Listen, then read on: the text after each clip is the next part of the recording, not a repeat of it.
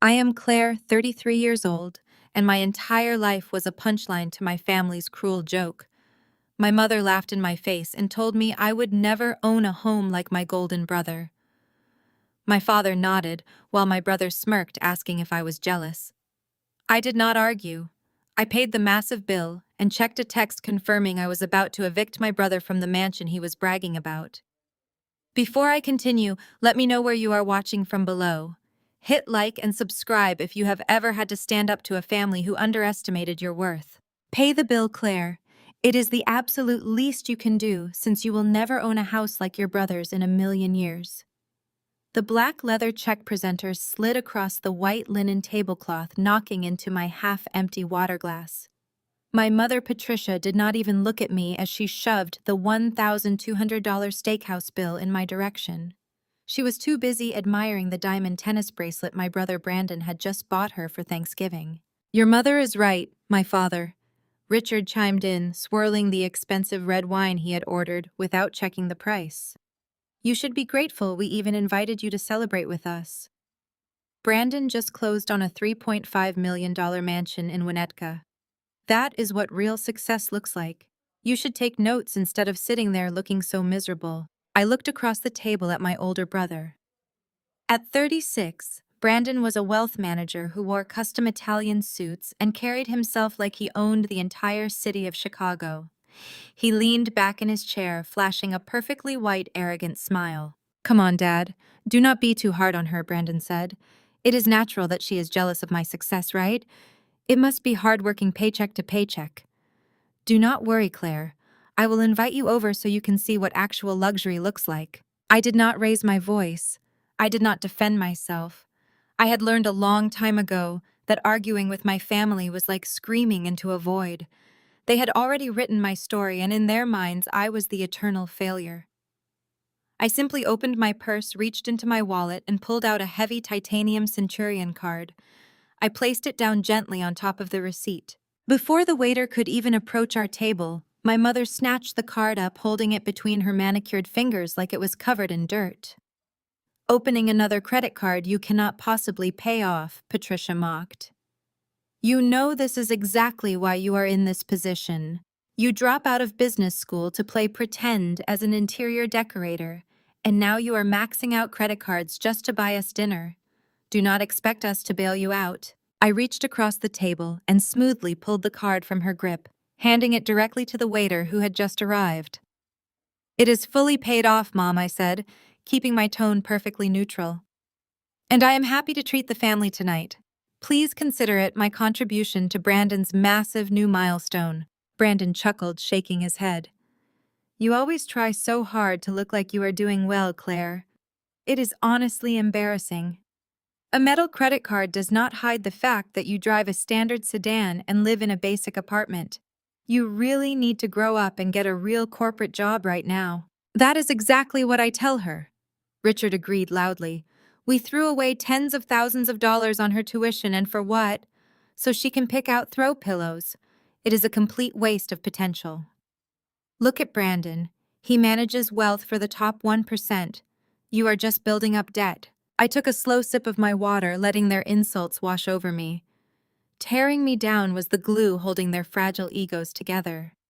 What none of them knew, what I had kept hidden for 8 years, was that I had not dropped out of business school because I was failing. I dropped out because I had launched a private equity firm from my dorm room, and it exploded in value. I was not an interior decorator. I was the founder and CEO of Vanguard Holdings, a firm that specialized in luxury real estate. While Brandon was busy managing other people's money and bragging about his commissions, I was quietly buying up commercial and residential properties across the country. But I let them talk. I let them bask in their delusion of superiority, knowing exactly what was coming up. As the waiter returned and handed me the receipt to sign, my phone vibrated in my purse. I pulled it out and glanced at the screen. It was an urgent text message from my chief operating officer. "Boss, the new tenant at the Winnetka property just defaulted on his very first payment. The wire transfer bounced due to insufficient funds. Do you want me to draft the eviction notice tonight, or should we give him a grace period?" I stared at the screen. a genuine smile finally touching my lips. I looked closely at the address listed in the text message. It was the exact address of Brandon's brand new $3.5 million mansion. I looked up at my brother, who was currently loudly ordering another bottle of premium wine on my dime, completely unaware that he did not actually own the house he was celebrating. He was just a tenant, and I was his landlord. I quietly typed my response under the table. Draft the eviction immediately. Do not offer him a grace period. Serve the legal eviction papers directly to him. The valet parked my sedan far away from the sports cars lining the circular driveway of the Winnetka estate. I walked through the double doors of Brandon's new home. The foyer echoed with the laughter of my parents' country club circle. My father held court near an indoor waterfall feature. He told anyone listening how his son was a financial prodigy. He did not even need a mortgage, Richard announced loudly. 100% cash. That is the liquidity my boy brings to the table. Brandon just turned 36, and he already owns a $3.5 million property outright. I stood a few feet away listening to the absolute fabrication. I knew exactly who held the deed to this massive property, and it was certainly not Brandon. Brandon appeared from the dining room wearing a velvet jacket and a superior smile. He judged my simple dress against the designer gowns filling his living room. He walked over and shoved 2 sticky champagne flutes into my hands. "Do me a favor, Claire," he said loudly. "The catering staff is completely overwhelmed. Since you are not networking with anyone important, take these to the kitchen and try to be useful." He turned his back to me before I could respond immediately, laughing at a joke. I did not throw the glasses at him. I did not make a scene. I just held the crystal stems, my face perfectly calm. I knew my silence would be interpreted as submission, just like it had been for the last 30 years of my life. I carried the glasses through the crowded dining room, pushing open the heavy swinging door that led to the caterer's kitchen. The kitchen was in a state of absolute chaos, but not because of the food prep. The catering staff was standing frozen near the industrial ovens, pretending not to listen to the fierce argument happening by the walk-in refrigerator. Brandon had beaten me to the kitchen through a side hallway. He was cornering his wife, Nia. Nia was a brilliant corporate auditor, a woman whose intelligence I had always quietly respected, even if her marriage to my brother baffled me. Right now she looked terrified. She was waving a sleek silver credit card in Brandon's face. "Explain this to me right now," Nia demanded, her voice a sharp, furious whisper. The head caterer just pulled me aside in front of the mayor's wife to tell me my card declined for the final payment. "I checked the balance this morning, Brandon. We had $40,000 in that account."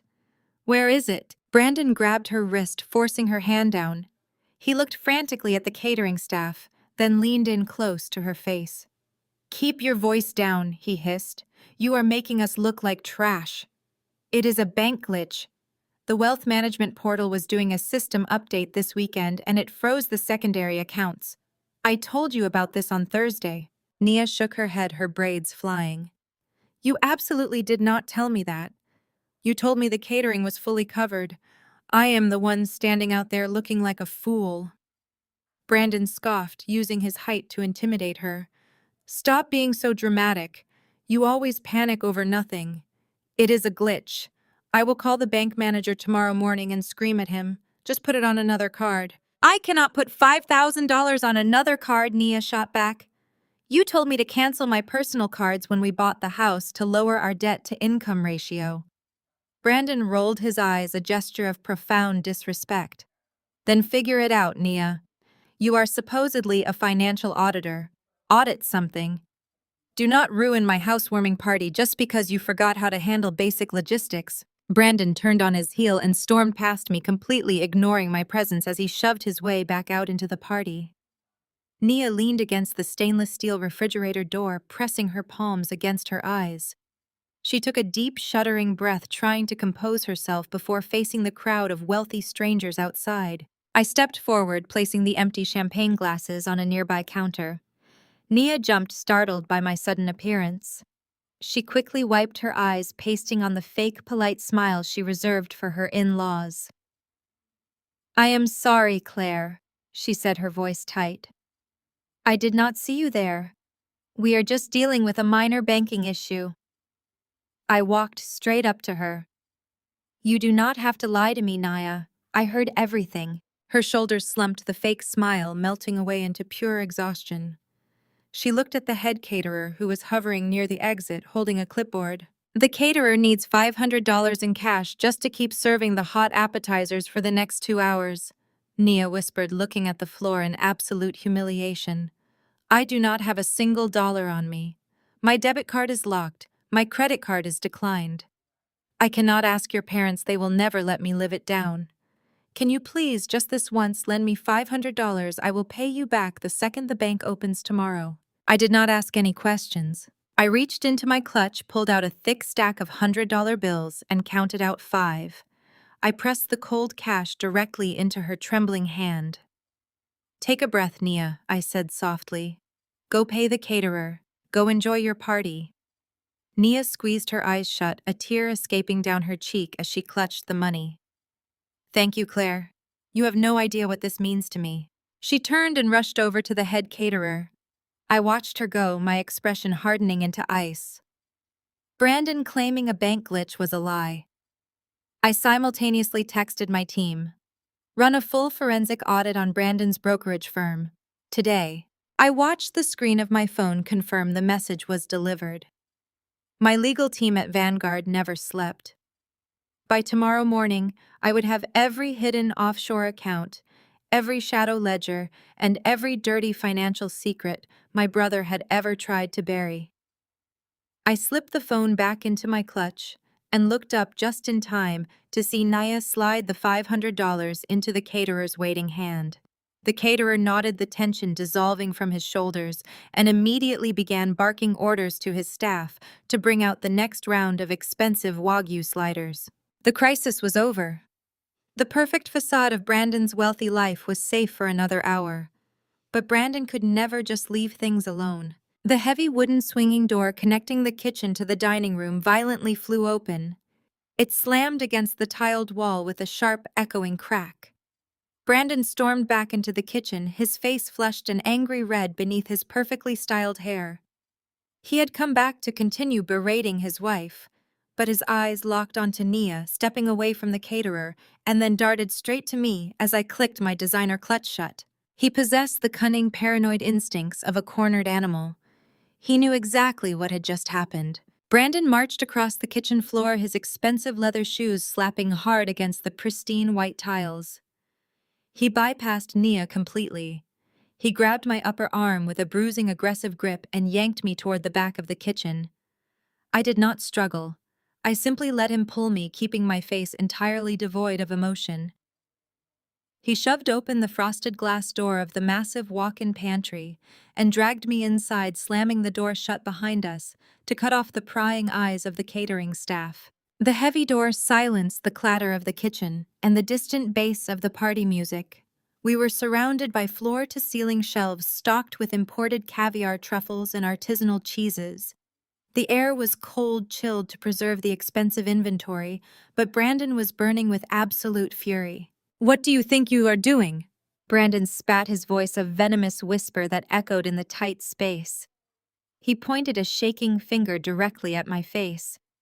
Do you think you are some kind of savior, Claire? Coming into my house, my $3.5 million house, and handing out cash to the help like you are superior to me? I brushed my sleeve where he had grabbed me, maintaining steady, unbroken eye contact. I was paying for the food your guests are currently eating, Brandon. Nia asked for help because your cards are declining.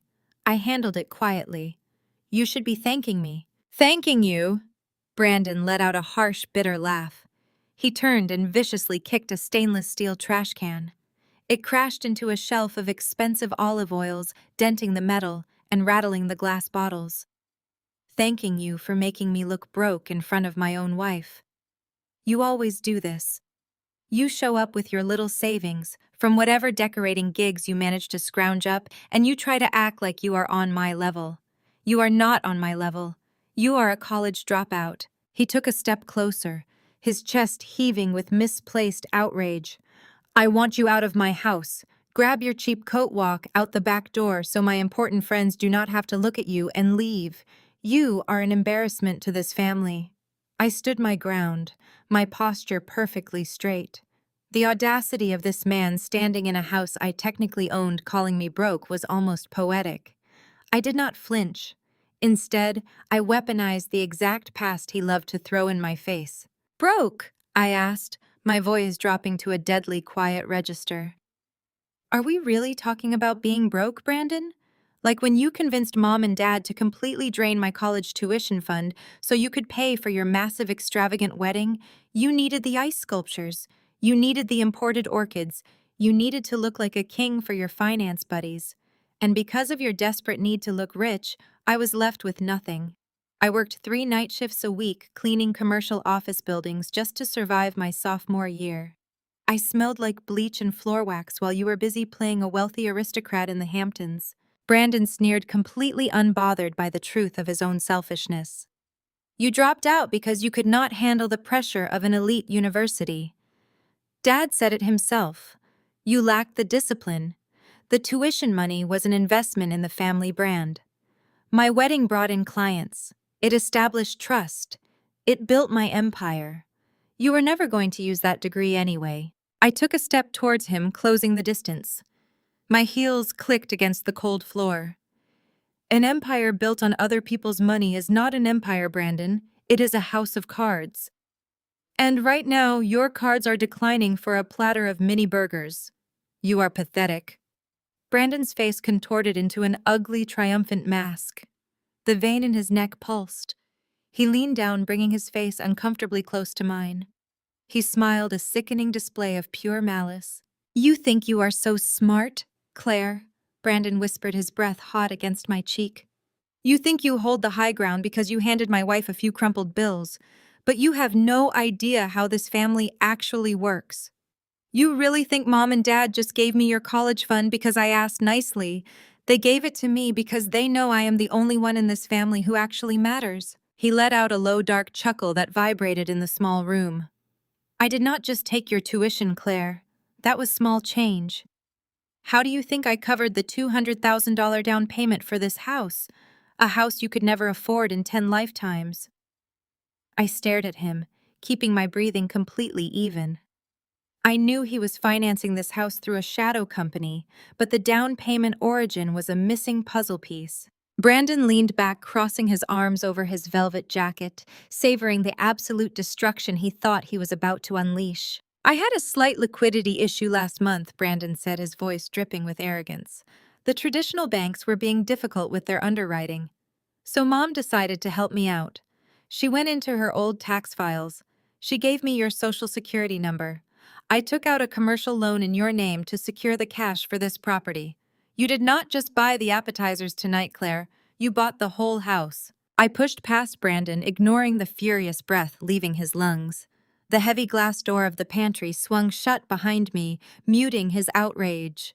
I did not run.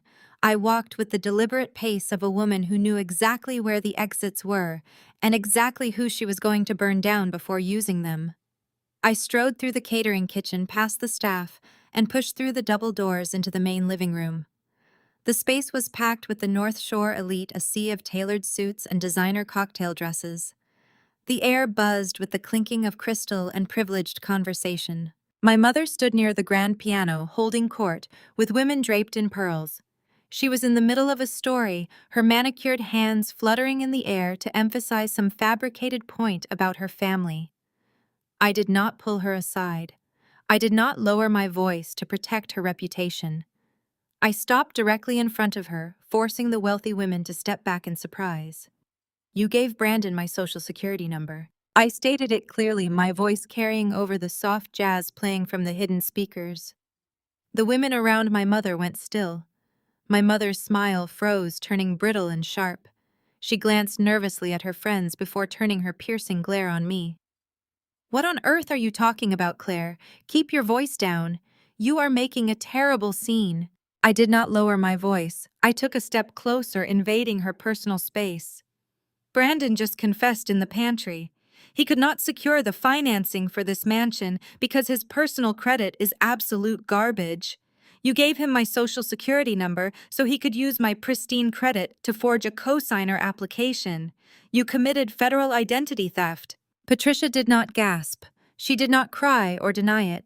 Instead, she straightened her posture, her face twisting into a mask of righteous indignation. She looked at me not with maternal guilt, but with absolute disdain. Your brother needed a co-signer. Patricia snapped, dropping all pretense of maternal warmth.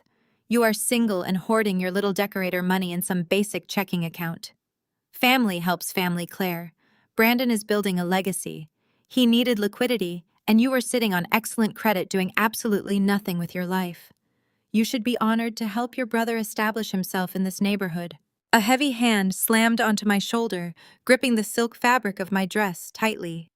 I turned to see my father, Richard, looming over me. His face was flushed with dark, angry color. He leaned in, his breath smelling of expensive scotch and cigars. He tried to physically block me from the view of their friends, utilizing his broad height to intimidate me into submission. That is exactly the toxic dynamic they had relied on for 30 years. They expected me to shrink, to apologize, to quietly absorb the abuse and walk away. Not tonight. You listen to me, Richard growled, his voice a low, threatening rumble meant only for my ears. You will keep your mouth shut about this. Brandon is running a high-level wealth management firm. He cannot have some hysterical sister dragging his name through the mud over a simple administrative favor. If you try to report this, if you even think about calling the police or the bank to complain, I will cut you out of this family entirely. You will not get a single dime of inheritance, and I will make sure every major client in this city knows you are unstable. You will be dead to us. He squeezed my shoulder harder, waiting for my eyes to drop. He waited for the familiar signs of emotional defeat. Instead, I calmly reached up and peeled his heavy fingers off my shoulder, dropping his hand as if it disgusted me. I did not say a single word to him. I simply pulled my smartphone from my clutch. My thumbs flew across the screen, accessing the secure back-end portal of Vanguard Holdings. The legal team had already finished the preliminary forensic sweep of the shell company that processed Brandon's mortgage. The data flowing onto my screen painted a picture far worse than a simple co-signed house loan. The financial architecture of Brandon's entire life was a massive, crumbling fraud. I tapped into the live bank feeds connected to the newly established credit lines under my stolen identity. The numbers blinked and refreshed in real time. My mother watched me, her arms crossed tight against her chest. She scoffed, shaking her head at her friends who were watching the drama unfold. She is probably checking her bank balance to see if she can afford an Uber home. Just ignore her, Richard. She is throwing a tantrum because she is bitter and jealous. I kept my eyes firmly on the screen, my heart beating with cold, methodical precision. I isolated the pending transaction. I traced the routing numbers through the secure gateway. I locked the external accounts with a single tap of my thumb, executing a hard freeze protocol that only a primary account holder could authorize. Then I finally looked up from my device. Brandon had just walked into the living room, straightening his velvet jacket, looking supremely confident that our parents had just put me in my place. He sauntered over, a smug grin plastered on his face, ready to watch me leave in disgrace. I held my phone up high, turning the bright screen so my mother, my father, and my brother could all clearly see the live banking feed displayed on the glowing interface. You did not just co-sign a mortgage, Mom, I said, my voice cutting through the remaining silence in the room like a perfectly sharpened blade. A $500,000 commercial business loan was just withdrawn in my name exactly 5 minutes ago. I just froze the account. Where is the money, Brandon? The silence in the living room was absolute. The soft jazz music had somehow stopped, leaving only the sound of Brandon's shallow, panicked breathing. The wealthy North Shore elite people who despised nothing more than a messy public scandal began moving toward the foyer. They did not say their goodbyes. They simply grabbed their coats and flooded out the double doors like water escaping a sinking ship. My mother opened her mouth, closing it twice before looking at my father. Richard stared at the frozen bank feed on my phone screen, the ruddy color completely draining from his face. He knew exactly what a federal fraud investigation would do to his country club reputation. I did not wait for their excuses. I lowered my phone, turned on my heel, and walked out the front door, leaving them standing in the ruins of Brandon's fake empire. I drove back to my downtown apartment. My mind was already calculating the next legal steps. Vanguard Holdings had the best corporate attorneys in Chicago, and I planned to unleash them on Brandon by Monday morning. I poured myself a glass of water, setting my phone on the kitchen island. The adrenaline was slowly beginning to fade, replaced by a cold, sharp focus. I was not just going to ruin Brandon. I was going to dismantle the entire foundation of superiority my parents had built around him. A sharp, frantic knock echoed through my apartment. I glanced at the digital clock on the oven. It was barely past midnight. I walked to the front door and looked through the peephole. Nia stood in the hallway. She looked completely different from the humiliated wife begging for catering cash just hours ago. She had stripped off her designer party dress and was wearing a plain gray sweatshirt and dark jeans. She held a massive, heavy leather duffel bag tightly against her chest. Her face was set in a mask of absolute fury. I unlocked the door and pulled it open. "I need your dining room table," Nia said. Her voice held no trace of the panic I had heard in the caterer's kitchen. She possessed the icy precision of a senior corporate auditor who had just found a fatal discrepancy. I stepped aside. She walked in, dropping the heavy leather bag onto my glass dining table with a loud thud. She unzipped it and began pulling out stacks of thick, leather-bound ledger books, manila folders, and loose bank statements. She spread them across the glass surface like a war general studying a map. "Where is Brandon?" I asked, watching her organize the chaotic pile of documents. "Screaming at your parents in the driveway," Nia replied without looking up. "He was too busy having a complete meltdown about you freezing his commercial loan to notice me slipping away. He thinks I went upstairs to cry. He forgot who he married. When you dropped that bomb in the living room, my professional instincts kicked in. I smelled blood in the water. While they were busy tearing each other apart outside, I went straight into his home office and cracked his personal safe." "You broke into his safe?" "It was a basic 4-digit keypad." Nia scoffed, her fingers flying through the pages of a thick ledger. "He used his own birth year. The man is not exactly a criminal mastermind." I knew something was fundamentally wrong with our finances when my cards declined tonight, but I thought he was just over-leveraged on the house. I had no idea the rot went this deep. She grabbed a red pen from her pocket and circled a column of numbers, slamming the ledger around to face me. "Look at this," Nia commanded, her eyes blazing with a mixture of betrayal and professional outrage. "He ruined my credit, Claire. He opened 3 separate shell companies, using my name as a guarantor. He maxed out lines of credit I did not even know existed. But that is just the tip of the iceberg." I leaned over the table, my eyes scanning the columns. The numbers were staggering. Millions of dollars were moving in erratic, chaotic patterns. Money was being wired from offshore accounts deposited into local shell companies and immediately transferred out to individual private accounts. Nia tapped the glass table. "Brandon is not a wealth manager. He does not invest a single dime of his clients' money into the market. He is running a blatant, incredibly sloppy Ponzi scheme." I stared at the paperwork. "He is paying early investors with the capital from new clients." "Exactly," Nia said, flipping to a new page filled with highlighting. "That is why he needed your social security number. That is why he needed my credit. His scheme is collapsing. The new client money stopped coming in, and his early investors started demanding their quarterly returns. He has been frantically moving cash to cover the gaps. He needed that $500,000 commercial loan in your name just to pay out his biggest client on Monday. Without that cash, his entire operation implodes." The sheer scale of the fraud was breathtaking. Brandon was not just a spoiled, arrogant golden child. He was facing decades in federal prison. My parents had bankrolled a criminal, completely blinding themselves to his lack of actual business acumen because he wore a nice suit and played golf with the right people. "I am going to the FBI tomorrow morning," Nia stated. "I refuse to go down for his crimes." She stopped flipping pages. Her hand hovered over a manila folder near the edge of the table. Her fierce expression faltered for a fraction of a second, replaced by a look of profound disgust. She picked up a single sheet of paper and slid it across the glass toward me. Claire, he didn't just steal from you and me. Look whose retirement fund he drained to pay his early investors last week. It's Richard and Patricia's entire $1.5 million nest egg. Nia's finger trembled against the heavy ledger page. I stared at the highlighted line showing my parents' entire $1.5 million retirement fund completely wiped out.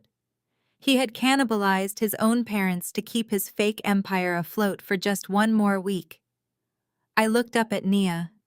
Her face was pale, but her eyes were sharp and analytical. She was a survivalist. I need out. Claire. Nia stated, her voice tight with suppressed panic. I need a divorce and I need my assets completely severed from his name. But I cannot just pack a bag and leave. Why not? I asked, leaning back against my kitchen counter. You have the evidence right here. You can destroy him. Nia shook her head, gripping the edge of the glass table. You do not understand how vindictive your brother really is. When I first confronted him about the missing funds last week, he laughed in my face. He told me that if I ever tried to leave or report him, he would go straight to the authorities and frame me. I am a licensed corporate auditor. He said he has been forging my digital signature on his internal compliance reports for the last 2 years. He will tell the FBI I was the mastermind hiding the missing money. He will ensure I go to federal prison while he plays the victim of a deeply manipulative wife. A cold, familiar anger settled into my chest. Brandon was always a coward. He always needed a scapegoat. For 30 years, I was his favorite target. Now he was preparing to serve his wife to the federal government to save his own skin. I stood beside her. He is not going to frame you, Nia. You and I are going to burn his entire life to the ground, and we are going to do it so thoroughly that he will never see the inside of a boardroom again. Nia looked at me, a desperate hope fighting against her natural skepticism. How I saw you freeze his commercial loan tonight. That bought us maybe a week. But he will forge another document.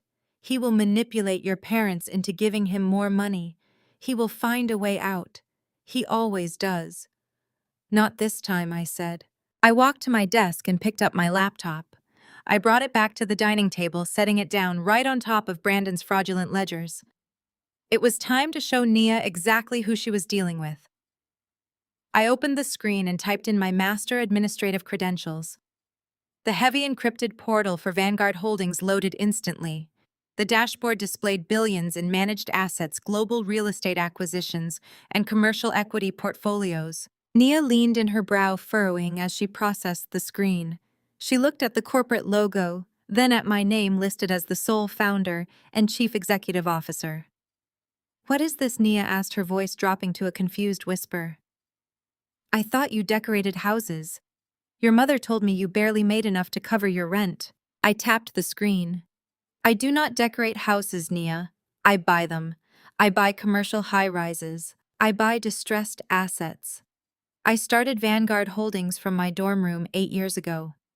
While Brandon was busy stealing from his clients to buy tailored suits and sports cars, I was quietly building a legitimate global private equity firm. I let my family believe their own delusions because it kept them out of my bank accounts. Nia stared at me, her auditor brain rapidly calculating the implications of my wealth. But Brandon's house, she started, her eyes widening. He said he used your identity to secure a commercial loan for the property. I smiled, feeling a predatory thrill. He did try to use my identity, I explained. But Brandon is incredibly lazy. He did not go to a traditional bank because they require actual proof of liquidity. He went through an obscure high-risk shell company that offered predatory seller financing. He thought he found a loophole.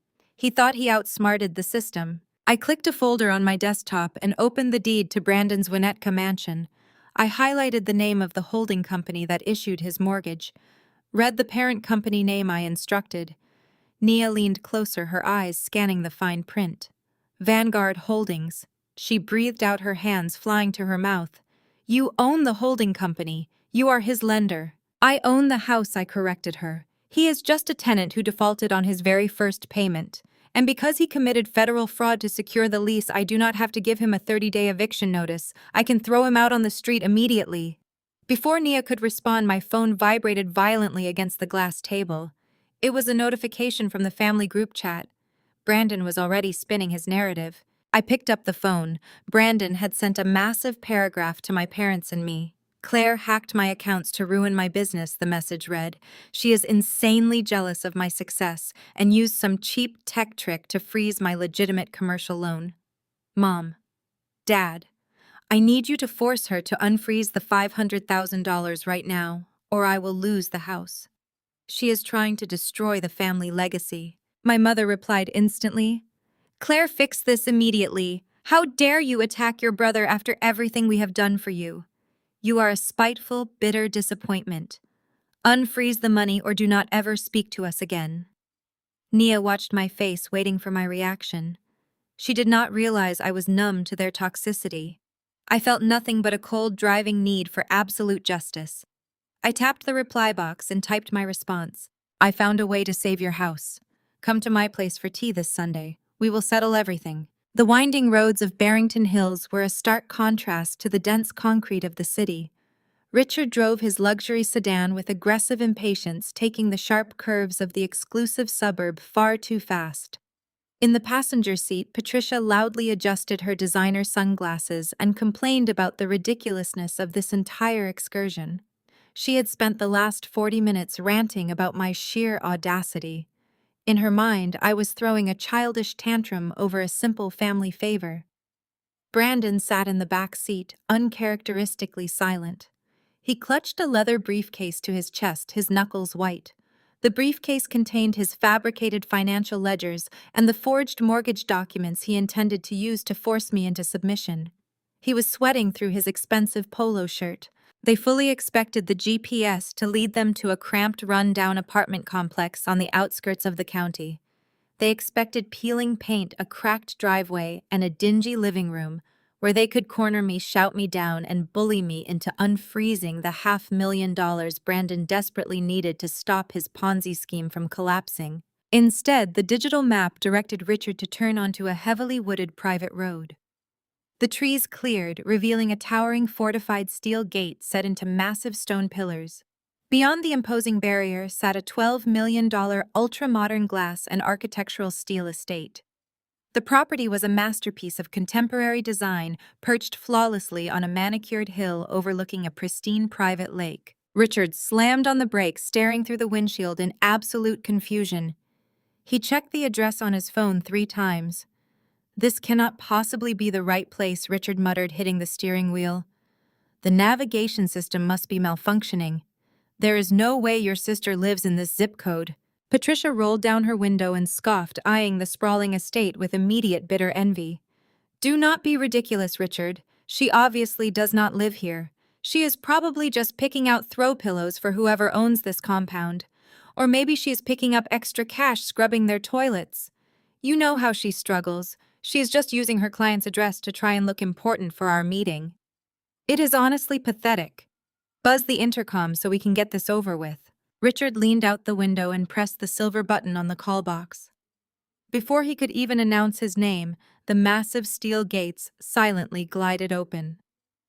Drive forward, a deep, synthesized voice commanded through the speaker. Richard drove the sedan up the immaculate, sweeping driveway. The moment the car came to a halt near the entrance, 2 men wearing dark, tailored suits and earpieces approached the vehicle. They were not valets. They were a private security detail. Step out of the vehicle right now. The taller security guard instructed smoothly, his deep tone leaving absolutely no room for debate. We will escort you directly to the back terrace. Brandon clutched his briefcase tighter, looking around the immaculate grounds with growing unease. He stepped out of the luxury car, followed closely by our parents. The security team did not offer a polite greeting. They simply flanked the 3 of them and guided them up a floating stone pathway that wrapped around the side of the glass mansion. Patricia complained the entire walk, her high heels clicking loudly against the stone.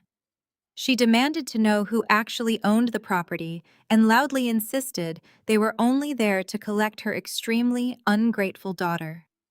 The security guards completely ignored her, leading them up a final flight of wide stairs toward a sprawling multi-level terrace that offered a panoramic view of the water. I stood silently waiting for them. I did not shrink away. I did not wear the simple, unassuming clothes they were accustomed to seeing me in.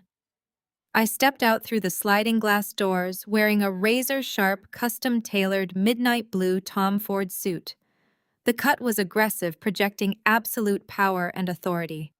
I held a delicate porcelain teacup in my right hand. I took a slow, deliberate sip of the hot Earl Grey, watching their expressions shift from arrogant annoyance to profound, paralyzing shock. Patricia stopped dead in her tracks on the middle step. Her mouth fell open. She stared at my suit, at the diamond watch on my wrist, and at the sheer, undeniable dominance I was projecting. Richard stood completely frozen beside her, his rigid face turning a pale, sickly shade of gray as he finally processed the staggering reality of the massive estate surrounding me. Brandon walked past our parents, stepping fully onto the upper stone deck of the terrace. He ignored my suit. He ignored my calm demeanor. His frantic, wild, and desperate eyes were quickly scanning the environment, actively searching for the real owner of the house, searching for absolutely anyone he could charm or manipulate to get his greedy hands on the frozen funds. His gaze swept past me and landed directly on the massive architectural stone wall, standing behind the outdoor seating area. Mounted onto the stone was a massive, brilliantly polished brushed steel plaque. Brandon stopped moving. The color drained completely from his face, leaving him looking like a ghost. His eyes widened in absolute unfiltered terror as he read the heavy steel letters bolted to the wall. Vanguard Holdings. His hands went limp. The heavy leather briefcase slowly slipped from his trembling fingers. It hit the stone deck with a loud, resounding slap, the sound echoing across the silent terrace like a gunshot. The forged documents and fake financial ledgers spilled out, scattering uselessly across the ground. He spun around to face Patricia, who was still slowly walking up the final terrace stairs behind him. "Mom!" Brandon suddenly screamed, his trembling voice cracking loudly with pure, unadulterated panic. "You need to get up here right now. She didn't clean this place.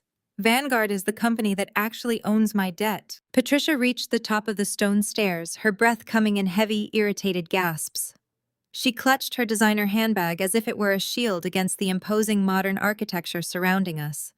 Richard was right behind her, his face flushed red from the incline and the sheer confusion of the moment. They stepped onto the upper terrace just in time to see Brandon staring blankly at the brushed steel plaque on the wall. His briefcase lay discarded at his feet, the pages of his fabricated financial life fluttering gently in the morning breeze.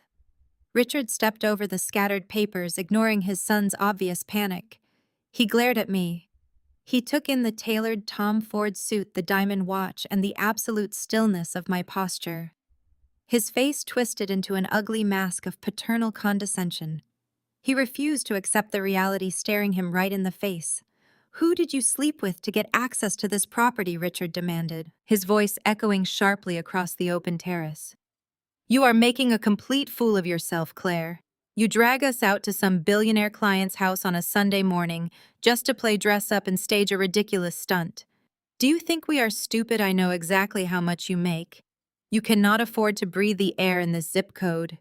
Get your things. We are leaving, and you are going to fix whatever technological mess you caused with your brother's accounts." I did not raise my voice. I did not break eye contact. I set my porcelain teacup down on the saucer with a soft, deliberate clink. I reached into the sleek leather portfolio resting on the marble table in front of me. I withdrew a single, heavy sheet of paper bearing the official seal of the county registrar. I placed my index finger on the top edge and slid the document across the smooth marble surface until it stopped directly in front of Richard. "Read it," I commanded. Richard scoffed, crossing his arms over his chest. "I am not playing your childish games." "Read the document, Richard." I repeated, my tone dropping to a glacial chill that finally made him pause. He snatched the paper from the table, adjusting his posture to project authority. Patricia leaned over his shoulder, her eyes narrowing as she scanned the legal text. I watched their eyes dart back and forth across the page. I watched them process the official stamps, the property address, and finally the line detailing the transfer of ownership. It clearly listed my name. Claire Wilson, sole owner, paid in full. No mortgage, no financing. A $12 million cash transaction. The silence that followed was absolute. Richard lowered the paper, his mouth slightly open, the aggressive color completely draining from his cheeks. Patricia looked from the deed to me, her eyes wide with a sudden terrifying realization. The narrative they had built around me, the comfortable box where they stored their disappointing basic daughter, was disintegrating into dust. "You bought this!" Patricia whispered, her voice trembling with shock. "In cash? This is impossible!" I ignored her. I turned my attention entirely to the man standing frozen next to them. Brandon had not moved. He was staring at the marble floor, his chest heaving as he realized the trap had already snapped shut around his ankles. "Now that we have established who owns the ground you are standing on, let us talk about your house, Brandon," I said, shifting my gaze to my brother. "Or rather, let us talk about the lie you sold to our parents." Brandon flinched. Richard and Patricia turned to look at their golden child, their faces still pale from the shock of the deed. "What are you talking about?" Richard asked, his voice losing its booming authority. "Brandon paid cash for his estate in Winnetka. He showed us the transfer documents. He is building a massive portfolio. He showed you a doctored document." I corrected, my voice slicing through the crisp morning air. "Your brilliant visionary son did not pay cash for his house. He could not even secure a traditional mortgage if he begged. His personal credit is a wasteland. He is over-leveraged on 3 luxury cars, he has defaulted on private loans, and his business accounts are a tangled web of frantic money transfers used to keep his fake wealth management firm afloat. No reputable bank in the country would lend him a single dollar." Patricia grabbed Brandon's arm. "Brandon, tell her she is lying. Tell her to stop this right now." Brandon did not look at her. He kept his eyes glued to the marble floor, a bead of sweat rolling down the side of his face. "He cannot tell you I am lying because he knows I have the receipts," I continued relentlessly. Since no bank would touch him, Brandon had to find alternative funding. He went searching for a private equity firm that offered seller financing for high-risk, high-value properties. He signed a predatory contract with a 15% interest rate just to keep up the appearance of wealth for you and your country club friends. He took on a toxic debt bomb that he had absolutely no way of paying off. Patricia straightened her spine, her maternal defense mechanisms instinctively flaring up to protect her favorite child. She glared at me, her eyes flashing with renewed desperate defiance. "So what?" Patricia snapped, stepping in front of Brandon like a shield. "So what if he used an alternative financing method? That is what smart businessmen do, Claire. They leverage assets. My son is a brilliant investor. He will pay it off." I smiled, reaching back into the smooth leather portfolio resting on the table and pulling out a second heavily stamped document. "He will not pay it off, because the seller financing company is a subsidiary of Vanguard. I am the seller. I am his landlord. And his monthly check just bounced." Brandon snapped. The realization that he was standing on my property, trapped in a financial web of my design, shattered his fragile ego completely. He let out a guttural, furious scream and lunged across the marble terrace, his hands outstretched toward my throat. He did not make it past the edge of the smooth glass table. His clumsy, uncoordinated movement was entirely predictable. Before Patricia could even gasp, the 2 private security guards flanked him. They moved with terrifying speed, seizing his arms and forcing him violently backward into a heavy, wrought iron patio chair. Brandon thrashed against their grip, his designer shoes scuffing the pristine stone floor, but the guards held him down with effortless precision, pinning his shoulders against the metal backing. Richard abruptly stepped forward, his heavy fists clenched tight at his sides, his aging face a twisted mask of dark purple rage. "You tell your hired thugs to let go of my son right this second," he roared, his voice bouncing off the glass walls of the estate. You are a monster, Claire. How dare you orchestrate this elaborate scheme just to humiliate your own blood? You sit here in your mansion while your brother is struggling, and you twist the knife. You are a disgrace to this family. I took another slow sip of my tea, savoring the warmth of the porcelain against my fingers. I set the cup down carefully and looked directly into my father's furious, bloodshot eyes. I am not the one humiliating this family, Richard. I am simply cleaning up the mess you funded. You want to talk about being a disgrace? Let us talk about your unparalleled judgment in character. Do you remember the summer before I left for college? We were sitting in your study, and I asked you to co-sign a modest business loan to launch my first startup. You laughed until you choked on your scotch. You looked me dead in the eye and told me I was mathematically incompetent. You said I was completely useless with numbers, that I lacked the killer instinct required for real wealth, and that lending me a single dime would be throwing money into a black hole. You told me to step aside and watch how a real prodigy handles capital. Then you wrote Brandon a check for his first luxury sports car. I watched Richard's jaw tighten. The memory clearly hit its mark, stripping away his righteous indignation and leaving behind the uncomfortable reality of his own colossal arrogance. You foolishly bet on the entirely wrong horse, Dad. You funded a charismatic fraud while calling a future private equity titan mathematically incompetent. And now your prodigy has officially bankrolled his entire fake empire using my pristine credit. I turned my attention to Patricia, who was hovering near Brandon's pinned chair, looking frantically between her son and her husband. You truly thought you were being so incredibly clever, Mom.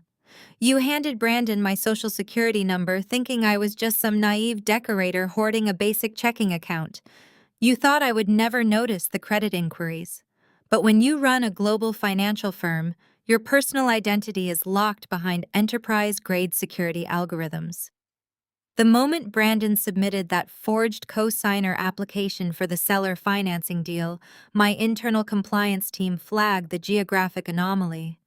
They traced the rogue IP address directly back to his private office desktop located in downtown Chicago. From there, it took my forensic accountants exactly 4 hours to completely reverse engineer his entire fraudulent portfolio. We tore through the digital walls of his wealth management firm like tissue paper. We found the shell companies. We found the doctored client statements. We tracked every single fraudulent transfer he made using the pristine credit score I built while you two were busy funding his delusions of grandeur. You willingly handed a desperate drowning criminal the exact rope he needed to hang himself, and you proudly tied the noose using my name. Brandon stopped thrashing against the security guards. His chest heaved. His hair was plastered to his forehead with sweat, but a slow manic smile began to stretch across his face. He let out a sharp, frantic laugh that sounded closer to a sob. The sound echoed across the terrace, unsettling and chaotic. "You think you are so smart?" Claire Brandon spat, his voice dripping with venomous desperation. "You think you trapped me, but you are too late. You froze the commercial loan, sure, but you did not freeze the initial deposit. I knew the walls were closing in 3 days ago. I already wired $200,000 of the stolen money to an offshore account in the Cayman Islands. That cash is gone, untraceable. And because my name is not officially on that specific line of credit, the federal investigators are going to look directly at the primary account holder. They are going to look at you. You are going to foot the bill for the forged loan anyway, and I am going to walk away clean." Patricia gasped loudly, frantically covering her mouth, but a sudden glimmer of terrible hope sparked in her eyes. Richard actually smiled, crossing his arms over his chest, thoroughly enjoying my supposed defeat. His smug expression returned, radiating pure, toxic superiority. I did not flinch. I reached into my tailored suit pocket, pulled out my encrypted smartphone, and tapped the glowing screen. I increased the volume to maximum capacity and placed the device flat on the smooth marble table. I pressed play. A crisp, deep, authoritative male voice finally filled the absolute silence of the vast open terrace. "This is Senior Special Agent Miller, Federal Bureau of Investigation, Wire Fraud Division. confirming that the offshore wire transfer of $200,000 initiated by Brandon Wilson was successfully intercepted and permanently seized exactly 48 hours ago. The suspect's secondary and offshore financial accounts are now fully frozen, pending his immediate federal indictment and prosecution for severe corporate fraud. The recording ended with a sharp digital click that echoed across the silent terrace. The recorded voice of the federal agent hung in the morning air, suffocating the last remaining ounce of arrogance out of Brandon. He collapsed back into the wrought iron patio chair, his eyes wide and vacant as the reality of his intercepted offshore transfer finally settled into his bones. The two security guards immediately released his shoulders, stepping back into their perfectly calculated defensive positions. They no longer needed to restrain him. The sheer weight of his impending federal indictment had effectively paralyzed him. Patricia stared at the phone on the marble table as if it were a live grenade. Her chest heaved. Her carefully maintained country club composure shattered into a million jagged pieces. She spun around, her frantic eyes, searching the expansive terrace for absolutely anyone to blame, anyone to fix the colossal disaster unfolding before her. Her gaze locked onto Nia. Brandon's wife had been sitting quietly on a plush designer sofa near the edge of the terrace the entire time. Nia wore a flawless emerald green silk dress, her posture impeccable, her expression entirely unreadable. She held a delicate porcelain teacup resting on a saucer, perfectly matching the one I held earlier. Patricia marched toward Nia, her heels striking the stone floor with aggressive, panicked steps. She pointed a trembling, manicured finger directly at her daughter-in-law. "Do not just sit there staring like some mindless spectator," Patricia shrieked, her voice cracking under the intense pressure of her crumbling reality. "You are his wife. You need to control your husband's sister right now. Tell her to stop this ridiculous witch hunt and drop these fabricated charges against Brandon. You people are supposed to be loyal. Stand by your man and do your job." Nia did not flinch. She did not lower her gaze. She simply raised the teacup to her lips and took a slow, deliberate sip of her chamomile tea. She let Patricia's racist, demanding undertones hang in the air, allowing the sheer ugliness of the older woman's words to expose themselves fully to everyone present. Nia placed the cup back onto the saucer with a soft clink. "I am nobody's attack dog, Patricia," Nia said, her voice smooth, rich, and utterly devoid of fear. "And I certainly do not take orders from a woman who funds federal wire fraud using her own daughter's stolen identity. My loyalty is to the truth, not to a crumbling illusion." Patricia gasped, stumbling backward as if Nia had physically struck her. Richard opened his mouth to shout another defensive threat, but the words died in his throat when Nia calmly reached into her oversized black leather Saint Laurent tote bag resting on the cushion beside her. She withdrew a thick, heavy manila envelope. She stood up, smoothing the front of her silk dress, and walked slowly across the terrace toward her husband. Brandon looked up at her with hollow, desperate eyes. "Nia, please," he whispered, his voice cracking. "Tell them this is a mistake. We can fix this. I have investors lined up. We just need to move some capital around." Nia stopped directly in front of him. She did not offer a comforting hand. She did not offer a warm smile. She simply dropped the heavy manila envelope onto his lap. It hit his thighs with a solid, undeniable thud. "I am not here to fix your mess, Brandon," Nia said, her tone dropping to a chilling, businesslike cadence. "I am here to serve you. I officially filed for divorce on Friday morning in the Cook County Circuit Court. The contents of that envelope detail the end of our marriage, citing massive, irreparable financial fraud and severe marital misconduct." Brandon stared at the envelope. He refused to touch it. Nia continued without pausing. "Along with the divorce petition, my legal team successfully filed an emergency injunction. I stood before a judge and presented comprehensive evidence of your illicit banking activities. The judge immediately granted my request. I legally froze all of our shared marital assets.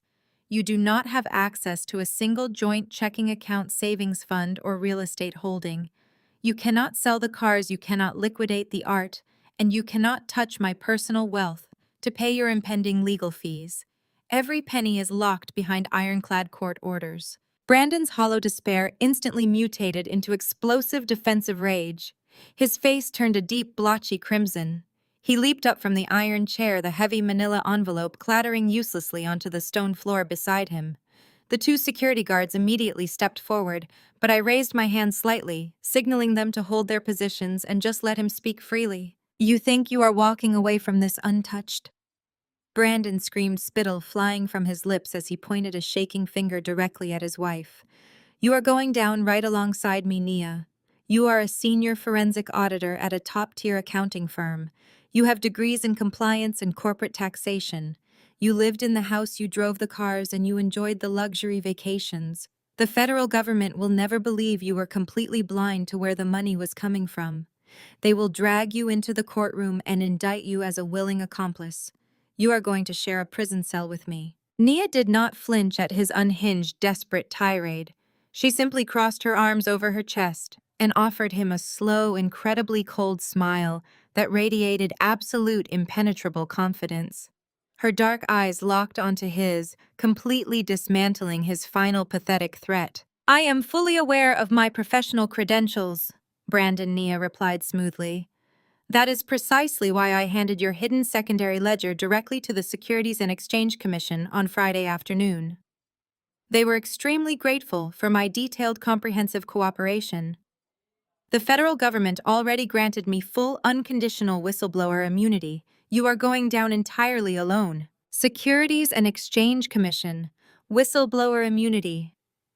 Brandon stared at Nia as if she were a venomous snake, his mouth opening and closing silently. The color vanished from his face, leaving him sickly white. He sank deeper into the chair, the fight draining out of him as the weight of federal prison materialized before his eyes. The SEC meant federal prosecutors' asset seizures and headline news. It meant the destruction of the social image he had spent his life cultivating. Richard spun away from Nia and locked his bloodshot eyes onto me. His panic morphed back into authoritarian entitlement. Claire, you have to stop this, Richard commanded, his voice trembling. You have the money. I see this house. You are sitting on millions. You need to write a check and pay off your brother's debts immediately. We will quiet down the SEC and keep this disaster strictly out of the public eye. I remained perfectly still, watching the desperate gears turning in his head. Did you not hear me? Richard shouted, slamming his hand against the marble. This is about the family name Claire. If Brandon goes down for federal wire fraud, it ruins all of us. Pay off his investors and clear his books. You owe this family loyalty. I did not raise my voice. I leaned forward, meeting his frantic gaze with unyielding coldness. I do not owe this family anything, Richard, I replied. And I certainly do not owe you a bailout for a crisis you actively helped create. You groomed Brandon to believe he was an untouchable genius. You funded his lifestyle and aggressively ignored every red flag because he played golf with the right people.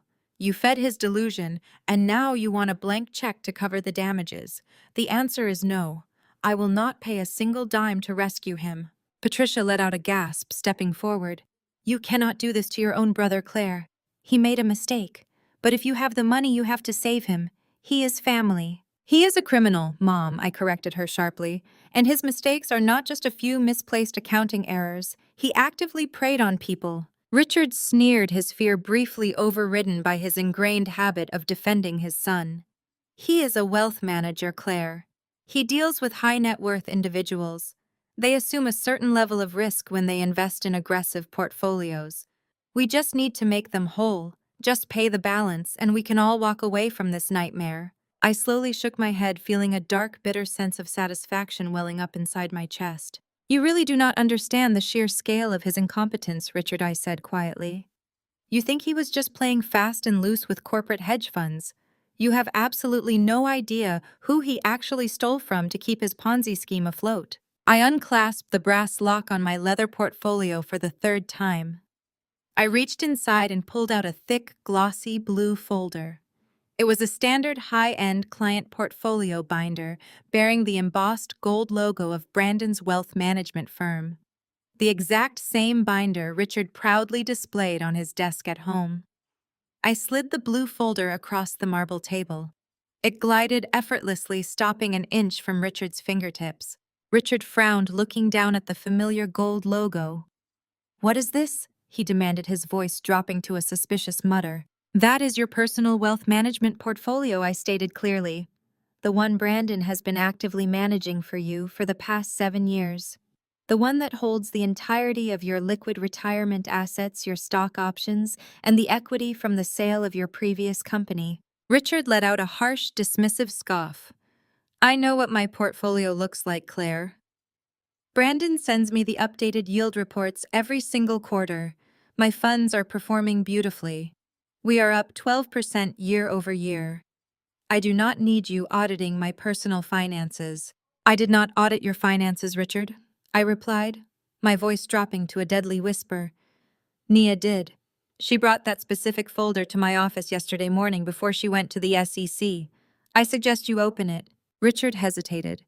For the first time since he stepped onto the terrace, a genuine spark of terror flickered in his eyes. His hand trembled as he reached out and flipped open the heavy blue cover. He stared at the top sheet of paper.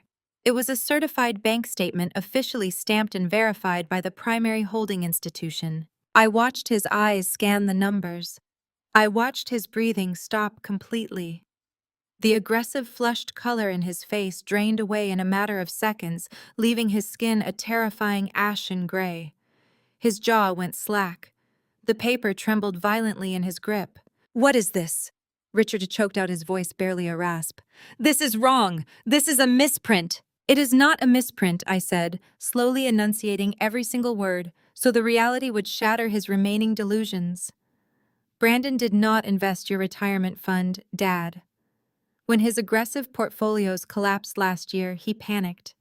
He took on capital from a syndicate of extremely dangerous Russian investors to cover his initial losses. When those investors demanded their returns, he had no liquid cash left, so he used your account. He drained your entire life savings to pay off the Russian investors he scammed. Your $1.5 million is gone.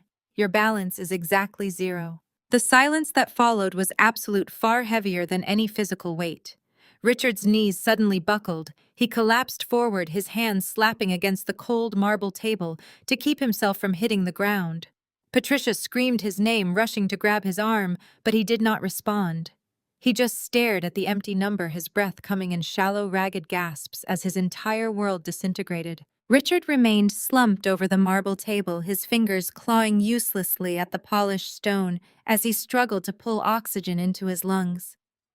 The sheer crushing reality of his vanished life savings seemed to physically break him. He let out a pathetic, wheezing gasp that finally snapped Patricia out of her stunned paralysis. She looked at her husband, then down at the scattered pages of the blue portfolio, and finally up at me. Her mind simply could not process the magnitude of Brandon's failure. Rather than accept that her golden child had systematically destroyed their financial security, Patricia's brain violently rejected the truth. She stepped forward, her face twisting into a mask of pure, unadulterated rage. She slammed her hands onto the table and physically shoved the blue folder. The heavy cardstock and certified bank statements scattered, flying off the edge of the marble and fluttering down onto the terrace floor. "This is a lie!" Patricia screamed, her voice cracking as she pointed an accusing finger directly at my face. "You fabricated this entire thing. You and that treacherous woman sitting over there." She shot a venomous glare at Naya, who merely raised a perfectly sculpted eyebrow. "You two orchestrated this entire smear campaign out of pure, bitter jealousy. You could never stand the fact that Brandon was destined for greatness. You forged these bank statements to frame him and destroy his reputation." I watched her unravel, utterly fascinated by the depths of her delusion. "Mom," I said smoothly, keeping my voice perfectly level. "Nia is a senior auditor and I run a private equity firm. We do not need to forge documents to prove Brandon is a criminal. The federal government has already verified every single number on those pages. Your son stole your retirement to pay off Russian mobsters. It is gone." Patricia covered her ears, literally pressing her hands against the sides of her head like a petulant toddler throwing a tantrum. "Stop talking," she commanded loudly. "I will not listen to another word of this poisonous garbage." Brandon is a victim here. He is a victim of a fluctuating market and a vindictive sister. He just needs temporary capital to stabilize his firm. She dropped her hands and looked around my expansive sunlit terrace. Her eyes scanned the custom outdoor kitchen, the infinity pool gleaming in the distance, and the massive glass walls of the estate. A horrifying, calculated resolve suddenly hardened her features. She turned back to me, her posture rigid with maternal authority.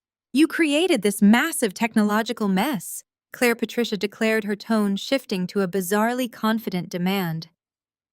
"You froze his commercial loan and ruined his closing timeline. So you are going to fix it. You have millions of dollars. You clearly own this ridiculous compound outright. I want you to call your lawyers right now and sign the deed of this $12 million estate over to your brother." I stared at her, genuinely wondering if the shock had triggered a psychotic break. "You want me to give Brandon my house?" I asked, letting the sheer absurdity of the question hang in the air. "He needs tangible assets to show the federal investigators," Patricia insisted, speaking faster, now her eyes wide and frantic. "If he can prove he holds a $12 million property, it will satisfy the regulators. It will clear his books and stop the SEC investigation. You owe this family your loyalty, Claire. You will sign this property over to Brandon today, and we will put this entire ugly misunderstanding behind us." A low, rhythmic sound escaped my throat. It took a moment for Patricia to realize I was laughing. It was not a joyful sound. It was a cold, hollow laugh that echoed sharply against the glass walls of the mansion. I shook my head, marveling at the boundless limits of her audacity. "You are completely untethered from reality, Mom," I said, leaning forward and resting my forearms on the marble table. "You stand on my terrace while your husband hyperventilates over his stolen pension, and you demand I hand over my home to the criminal who robbed him. You have absolutely no leverage left. You have no retirement fund. You have no social standing the minute the federal indictments drop. And very soon you will have no home of your own." Patricia scoffed loudly, flipping her perfectly styled hair over her shoulder. She lifted her chin, clinging desperately to her final shred of upper crust superiority. "You can threaten us all you want with your fabricated ledgers and your hired security thugs, Claire. But do not you dare act like we are destitute. Your father and I have owned our historic Beacon Hill estate for over 30 years. It is worth $4 million and it is fully paid off. It is completely untouchable. No matter what lies you spin today, we will always have our home. We will never be at your mercy." I did not smile.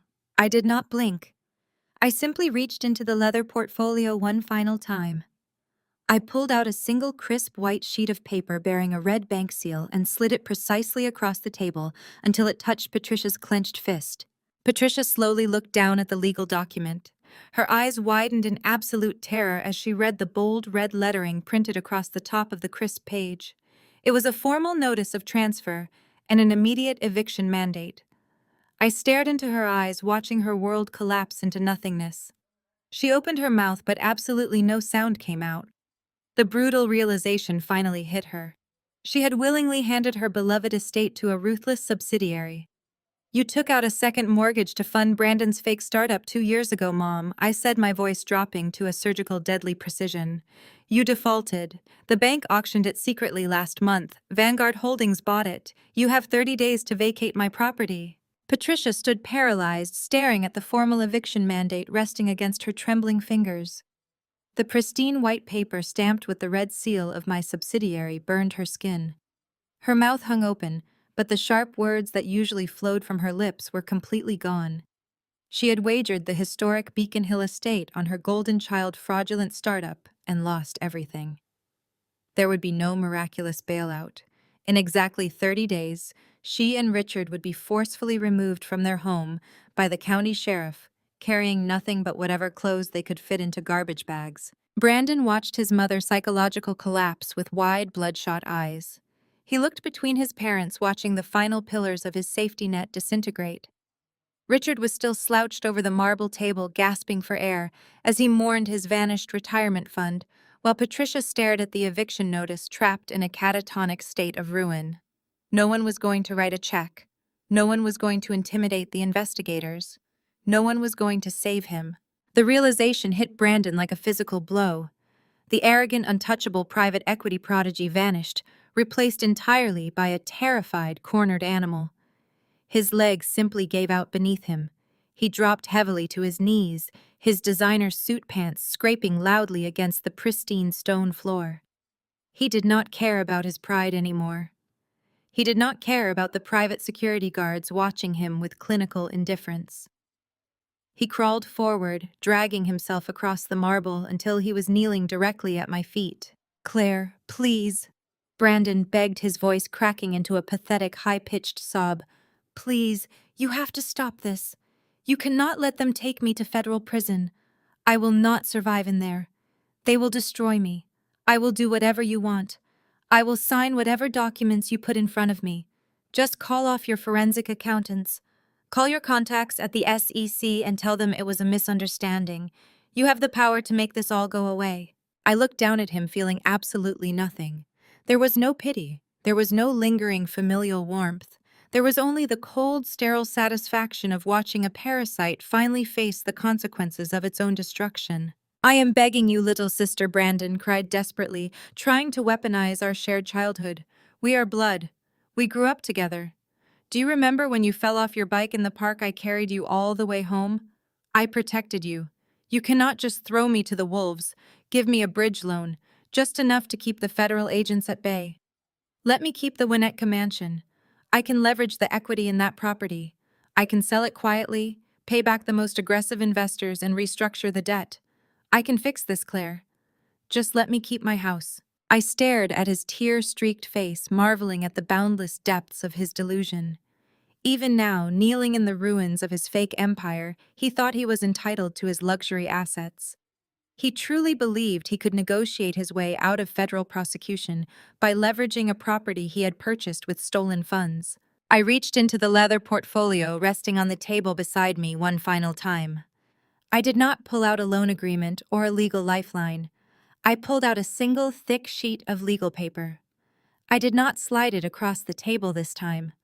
I looked down and dropped it directly onto the stone floor, letting it flutter down until it landed squarely on Brandon's trembling knees.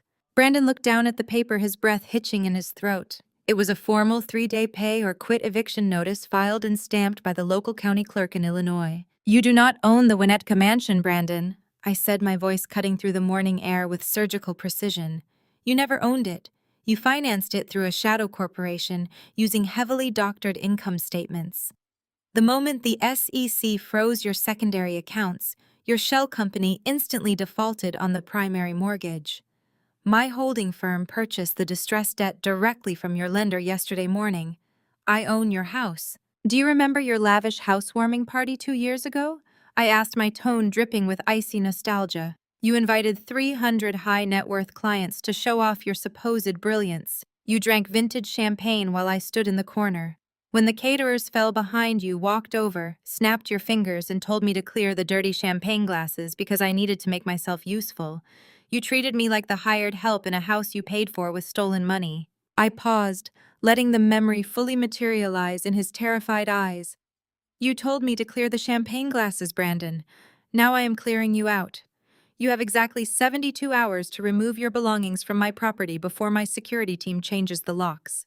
The finality of my words shattered the last remaining fragment of Brandon's sanity. The weeping brother disappeared, replaced by a desperate, vicious rat backed into a corner with absolutely no way out. His face twisted into a mask of pure, ugly malice. He realized with absolute certainty that I was entirely immovable. I was not going to bail him out. I was not going to save his firm. If he was going down, he was not going alone. Brandon scrambled up his hands, balling into tight fists. He spun around, locking his furious, panicked eyes onto his father. "I am not taking the fall for this alone," Brandon roared. "You knew exactly what I was doing. You knew about the illegal wire transfers. You helped me forge the tax documents to get those country club investors on board. We built this fake empire together, and I am telling the federal prosecutors everything." Richard's face contorted into a mask of absolute primal panic. The accusation hung in the air, a direct threat to his own freedom, and his meticulously crafted country club reputation. He did not issue a measured denial or a calculated legal defense. Instead, the polished patriarch of the family snapped. He let out a guttural roar, lunging forward with a speed that defied his age. His hands bypassed Brandon's collar entirely and went straight for his throat. The impact sent both men crashing onto the hard marble floor. The sickening thud of bone hitting stone echoed across the terrace. Brandon thrashed wildly, gasping for air, as Richard pinned him down, raining heavy, uncoordinated punches against his son's face and chest. "You ungrateful parasite!" Richard screamed, his fists connecting with Brandon's jaw. "You are not dragging me down into your federal nightmare. I will kill you before I let you ruin my name." Brandon managed to free one arm, driving his elbow upward and catching Richard perfectly under the nose. A spray of bright red blood erupted across Richard's crisp, white dress shirt.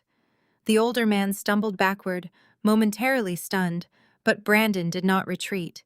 He scrambled to his knees and tackled his father, burying his fist into Richard's ribs.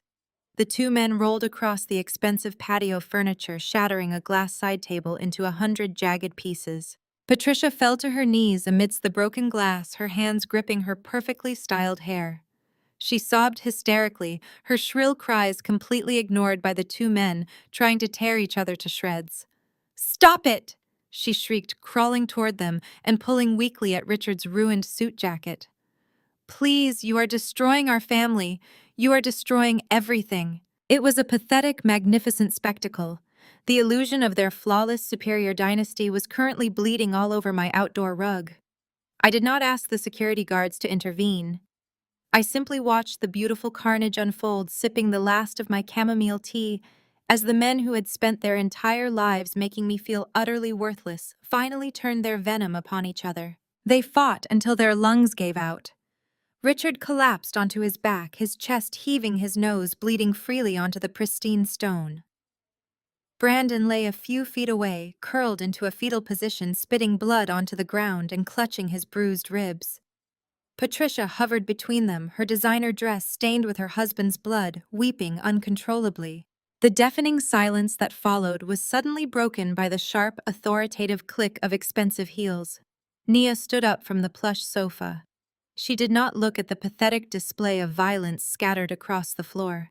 She stepped carefully over a shattered piece of glass and walked directly toward me, her posture completely rigid, her dark eyes flashing with a terrifying absolute clarity.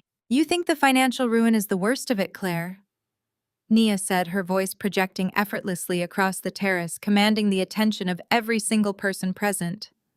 "You think Brandon was just a desperate fraud trying to keep his fake empire afloat with stolen credit and forged tax returns. But greed like his does not simply stop at theft, it evolves. It turns into something much darker when the corner gets too tight." I placed my empty teacup onto the marble table and met her gaze. "What did you find, Nia?" She reached into the pocket of her emerald green silk dress and pulled out her smartphone. Brandon has always been incredibly careless with technology. He assumed I was just a trophy wife who only cared about spa appointments and charity galas. He never realized that when he upgraded his phone last month, he accidentally linked his secondary business line to our shared iCloud storage. Every message, every encrypted photo, and every single voicemail he thought he was hiding synced directly to my personal iPad. Richard groaned, rolling onto his side, but he did not speak. Brandon froze, his bruised face draining of whatever color had returned to it. He stared at Nia, his breathing completely stopping as pure, unadulterated terror replaced his physical pain. "Nia, do not do this," Brandon whispered, his voice trembling so violently he could barely form the words. "Please, I am begging you." Nia did not even blink.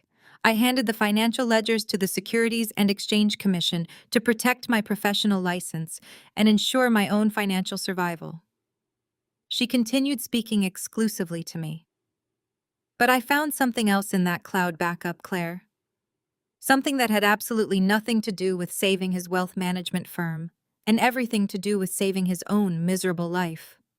He was not just planning to run to the Cayman Islands with the stolen deposit money. He knew the Russian investors would hunt him down regardless of where he hid.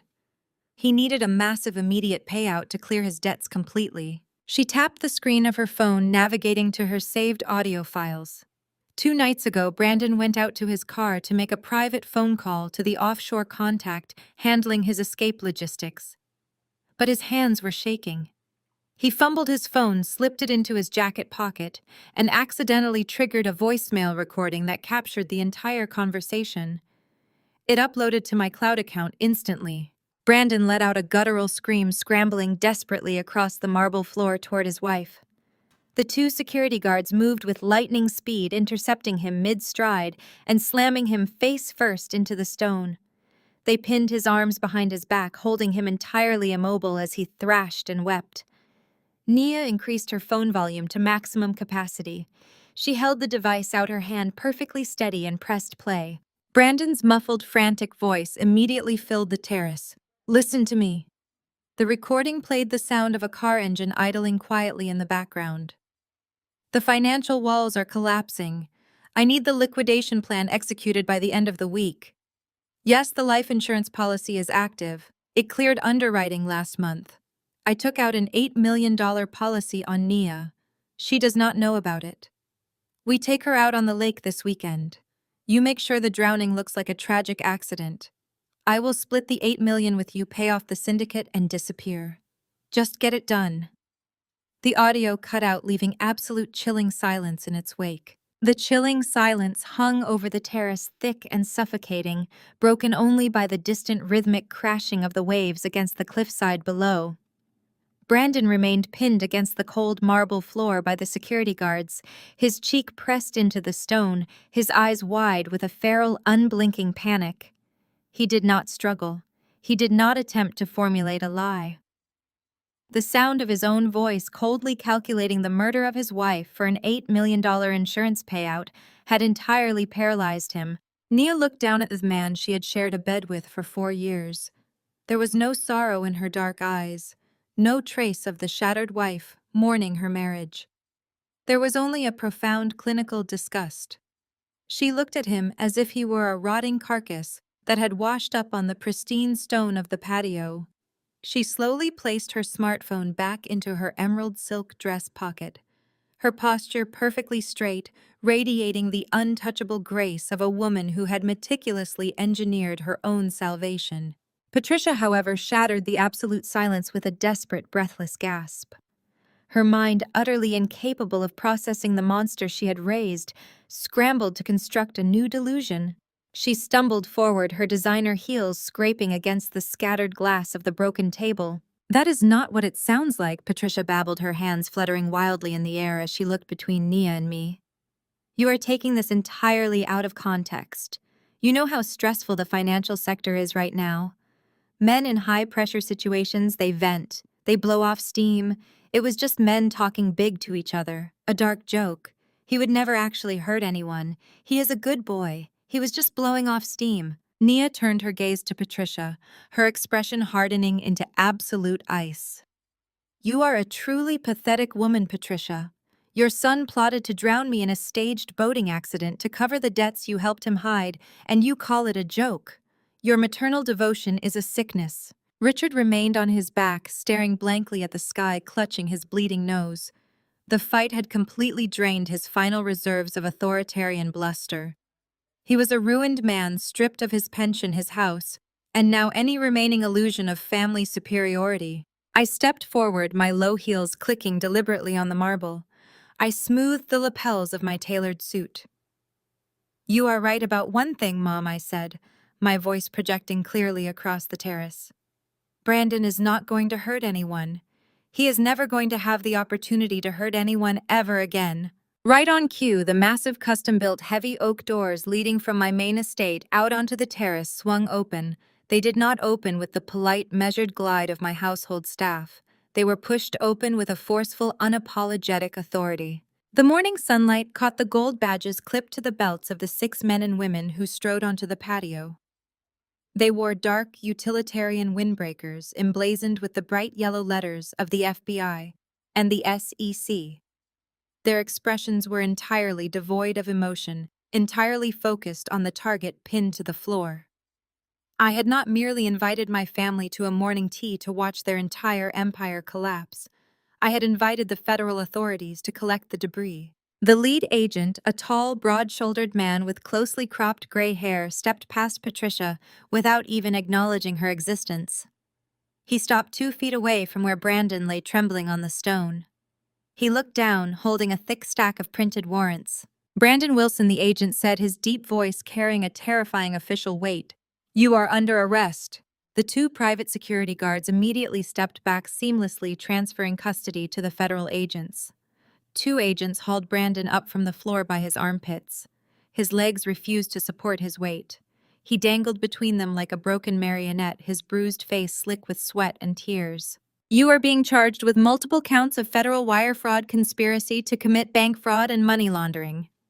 The lead agent continued reading from the warrant with rapid, practiced precision. Furthermore, due to new audio evidence supplied to this office within the last 24 hours, you are also being taken into custody for conspiracy to commit murder and attempted insurance fraud. You have the right to remain silent. The sharp, metallic click of heavy steel handcuffs, ratcheting securely around Brandon's wrists, echoed across the terrace. The sound broke whatever fragile dam was holding back his sanity. The slick, charismatic private equity titan dissolved entirely. He reverted instantly to a terrified, helpless child. "Mom." Brandon shrieked, his voice cracking into a high, hysterical wail. "Mom, do not let them take me. Please do something, call a lawyer. Mom, help me." The sound of her golden child screaming for salvation triggered a primal, entirely unhinged reaction in Patricia. She let out a guttural, terrifying scream and threw herself directly into the center of the arrest. She slammed her body against the lead federal agent, her manicured hands clawing frantically at his dark windbreaker, trying physically to pry him away from her son. "Get your hands off my son!" Patricia screamed, tears streaming down her face, her carefully styled hair falling wildly around her shoulders. "You are making a mistake. You have the wrong child. He is a good boy. Look at her." She pointed a shaking, desperate finger directly at me and then at Naya. "They are the ones who did this. They fabricated the documents. They are trying to steal our family estate. Arrest them. You took the wrong person." The lead agent did not flinch. He easily deflected Patricia's frantic, clawing hands, stepping back and creating a solid wall between her and her sobbing son. He looked down at Patricia, his eyes narrowing with severe, uncompromising authority. "Ma'am, step back immediately." The lead federal agent commanded, his voice dropping to a dangerous low register that instantly silenced her hysterical screaming. "You are currently standing in the middle of an active federal crime scene. If you intentionally interfere with this arrest one more time, or if you dare attempt to physically touch one of my sworn agents ever again, I will personally place you in cold steel handcuffs right next to your pathetic son for obstruction of justice and assaulting a federal officer. Do you understand me completely? Step backwards right this very second." Patricia scrambled backward, her hands flying to her mouth to stifle a hysterical sob. The absolute, uncompromising authority in the federal agent's voice pierced through her decades of entitlement. She hit the edge of a marble planter and slumped against it, sliding down until she was sitting on the cold stone floor, utterly defeated. For the first time in her pristine, carefully curated life, she realized that her social status meant absolutely nothing. She could not bully, bribe, or manipulate her way out of this reality. She watched in paralyzed silence as the agents hauled her weeping, broken golden child to his feet, his designer suit rumpled and stained, his wrists bound tightly behind his back. The lead agent did not spare Patricia another glance. He pivoted smoothly, his heavy boots crunching over the shattered glass of the ruined side table, and turned his unwavering attention toward the patriarch of the family. Richard was still attempting to scrape himself off the marble floor, his breathing ragged, his white shirt a canvas of smeared blood from his broken nose. He looked up, his eyes darting frantically between the federal agents and the undeniable evidence of his family's total collapse. 2 other agents stepped forward to flank their commanding officer. One of them held a thick, heavy manila folder, the physical manifestation of the digital ledgers Nia had meticulously compiled and handed over. The lead agent looked down at Richard with a gaze devoid of any sympathy, seeing only a white-collar criminal who had run out of road. Richard Wilson, the lead agent, said, his voice echoing sharply across the expansive terrace. Your son just provided us with an excellent verbal confirmation of your conspiracy, but we really did not need it. We have been tracking the financial anomalies radiating from your accounts for the past 72 hours. You are not a victim of your son's spectacular failure. You are a primary architect of it. Richard managed to get his feet underneath him, stumbling slightly before leaning heavily against the outdoor kitchen counter for support. He wiped a streak of blood from his upper lip, his jaw clenching as his deeply ingrained arrogance desperately tried to override his very rational terror. He straightened his spine, attempting to summon the commanding presence that had terrorized boardrooms and country clubs for 4 decades. He puffed out his chest, pointing a trembling but defiant finger at the federal agents standing on my patio. You have absolutely no idea who you are dealing with. Richard spat, his voice regaining a fraction of its usual booming authority. I am a respected pillar of the Boston financial community. I sit on the board of 3 different charitable foundations. I play golf every single Sunday with Senator Hayes and Judge Carmichael. I have the personal cell phone numbers of men who can end your federal careers with a single conversation. You step off my daughter's property right now, or I swear to God I will have you stripped of your badges and assigned to guard empty federal warehouses for the rest of your miserable lives. The federal agents did not flinch. They did not look intimidated. The lead agent actually let out a short, dry chuckle, shaking his head at the sheer, unadulterated delusion of the bleeding man standing in front of him. Senator Hayes is currently being briefed on how much of his own campaign funding was tied up in your son's fraudulent shell companies, the lead agent replied smoothly. And Judge Carmichael signed the warrants we brought here today. Your country club connections are exactly why we are having this conversation, Richard. We have a mountain of irrefutable paper trail evidence proving that you actively utilized your prestigious memberships to funnel your wealthy friends directly into Brandon's offshore Ponzi scheme. You vouched for his fictitious returns. You hosted private investment seminars in the clubhouse to lure in new capital. And in exchange, you received millions of dollars in untraceable kickbacks, perfectly disguised as independent consulting fees. Richard opened his mouth to deliver another blistering threat, but the words died in his throat. The mention of the consulting fees struck him like a physical blow. His face drained of its remaining color, turning a sickly pallid gray. The bluster evaporated completely. He realized in one horrifying instant that they knew everything. The firewall he thought he had built between himself and Brandon's crimes had never existed.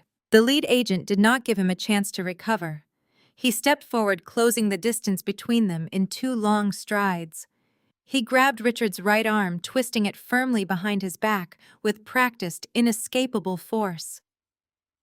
Richard Wilson, you are under arrest for conspiracy to commit federal wire fraud, money laundering, and racketeering. The agent stated, his voice a steady, rhythmic drone that sealed Richard's fate. A second agent stepped in, securing Richard's left arm.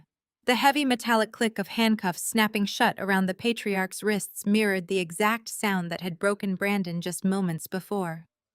You have the right to remain silent, the agent continued, physically turning Richard around and marching him toward the center of the terrace. Anything you say can and will be used against you in a court of law. You have the right to an attorney. If you cannot afford an attorney, one will be provided for you. They dragged Richard across the marble, positioning him directly next to his weeping son, Brandon. The perfect father and son, the untouchable prodigies of the Boston elite, now stood side by side, wrapped in matching federal hardware. Richard stared at the agents, breathing rapidly as the sheer magnitude of ruin crushed his pride. Desperation suddenly overtook him. His bloodshot eyes locked onto me as his final lifeline. Pay my bail, Claire, Richard begged, his voice breaking. I am your father. I smiled very coldly. I am just a simple decorator, Dad, I replied softly, crossing my arms. I do not have bail money. The federal agents did not hesitate now. They gripped Richard by his shoulders, marching him toward the heavy doors alongside his weeping son. Brandon was hyperventilating his loafers, dragging across the marble as his legs refusing to hold him. He sobbed uncontrollably, begging the agents to loosen the steel cuffs digging into his wrists. Richard walked in stunned silence, his face a bruised mask. The iron grip of the law had shattered his country club invincibility, leaving nothing but a terrified old man. I stood perfectly still, watching the two men who had degraded me my entire life being paraded through my home like common thugs. The heavy doors swung shut behind them with a resounding thud echoing with absolute finality. The flashing red and blue lights from the federal vehicles, parked in my driveway, painted the glass walls, casting long shadows across the stone patio. The convoy left. The sirens faded into the distance until swallowed by the morning breeze. The crushing reality of the afternoon settled heavily onto the sunlit terrace, replacing the chaos with a deafening quiet. Patricia was left entirely alone. She stood trembling amidst the scattered shards of glass from the shattered side table and the dark smeared blood staining the white rug. Her pristine social status, her superiority and her golden child had evaporated in less than an hour. The illusion of her flawless family dynasty was utterly destroyed, dismantled by the daughter she deemed socially unfit. Her knees buckled. She collapsed into a wicker chair, her hands covering her face as she let out a hollow, agonizing wail. She rocked back and forth, crying hysterically. Her designer dress ruined her perfectly set hair, hanging in disheveled strands around her face. Nia stood silently beside the marble table, her posture rigid and her expression utterly devoid of any sympathy. She smoothed the front of her emerald green silk dress, picked up her designer handbag, and gave me a single respectful nod. Her work here was finished. She had secured her freedom and delivered the final blow to her monstrous husband. She turned and walked purposefully across the terrace, her heels clicking steadily as she left me alone with the woman who had birthed me, belittled me, and ultimately betrayed me. I looked down at Patricia. The arrogant matriarch was completely gone. In her place sat a broken shell of a woman who finally understood her consequences had arrived to collect their due. Patricia lowered her shaking hands. Her makeup ran in muddy streaks, pooling in the terror etched around her mouth. Her bloodshot eyes locked onto me, searching frantically for the obedient daughter she had controlled for 30 years. She did not find her. Instead, she found the architect of her ruin. But delusion is a stubborn disease. Patricia dropped the arrogant facade and lunged forward, grabbing the fabric of my trousers with astonishing force. Her grip was tight and desperate. "Claire, you have to fix this." Patricia pleaded, her voice a ragged, breathless rasp. "You have to save them. You have millions of dollars. You own this estate outright. You run a profitable firm. You have the power to hire the best criminal defense attorneys in the country. They need high-powered lawyers, Claire. Federal prosecutors will bury them alive without a top-tier legal defense team. You must call your bankers right now and wire the retainer fees." I stared down at her hands, gripping my clothes, feeling a profound sense of detachment. She was still demanding my resources to clean up Brandon's messes. "You are seriously asking me to fund a legal defense for the man who planned to murder his wife for an insurance payout?" I asked, my voice incredibly quiet and deadly flat. "And for the father who used his country club buddies to launder the stolen cash?" Patricia shook her head violently, refusing to accept reality. "They made mistakes, Claire. They got in over their heads. But they are your family. They are your own blood. You cannot just let them rot away in a federal penitentiary. You must save them. You owe this family your loyalty." I firmly pried her trembling fingers off my trousers, peeling them back one by one. I stepped out of her desperate reach, smoothing the expensive fabric where she had clung to me. I looked around my beautiful sunlit terrace, taking in the panoramic view of the infinity pool and the manicured gardens beyond. I had built this sanctuary with my own bare hands, navigating brutal corporate landscapes, while they actively mocked my career and treated me like an absolute failure. They had never offered me an ounce of loyalty, emotional support, or basic respect. They had constantly treated my existence as a shameful inconvenience. And now, sitting weeping in the rubble of her own making, she possessed the sheer audacity to demand my millions to shield them from a federal prison sentence. I walked slowly over to Patricia, standing directly over her trembling form. I reached into the breast pocket of my designer jacket. My fingers brushed against the crisp, folded piece of paper I had purposely carried with me for months. It was the physical manifestation of their final, unforgivable insult. I pulled the paper out, unfolding it with deliberate movements. I looked down into Patricia's desperate, pleading eyes and dropped the paper directly into her lap. She looked down, her brow furrowing in deep confusion as she recognized the bold logo printed clearly at the top of the page. It was not a certified bank draft. It was not a blank check to retain a high-powered defense attorney. It was the $1,200 receipt from our family Thanksgiving dinner at the luxury downtown steakhouse. The exact dinner where she had loudly called me a massive disappointment and forced me to pay the exorbitant bill while Brandon smirked at my humiliation. "Here is my contribution, Mom," I said, my voice ringing with chilling finality. "Now pay the damn bill." The sharp ring of my desk phone broke the quiet hum of my corner office at Vanguard Financial. It was 7 in the morning, exactly 24 hours after the terrace of my estate had been transformed into a federal crime scene. I sat back in my leather chair, a cup of black coffee resting on my mahogany desk, looking out at the sprawling Chicago skyline.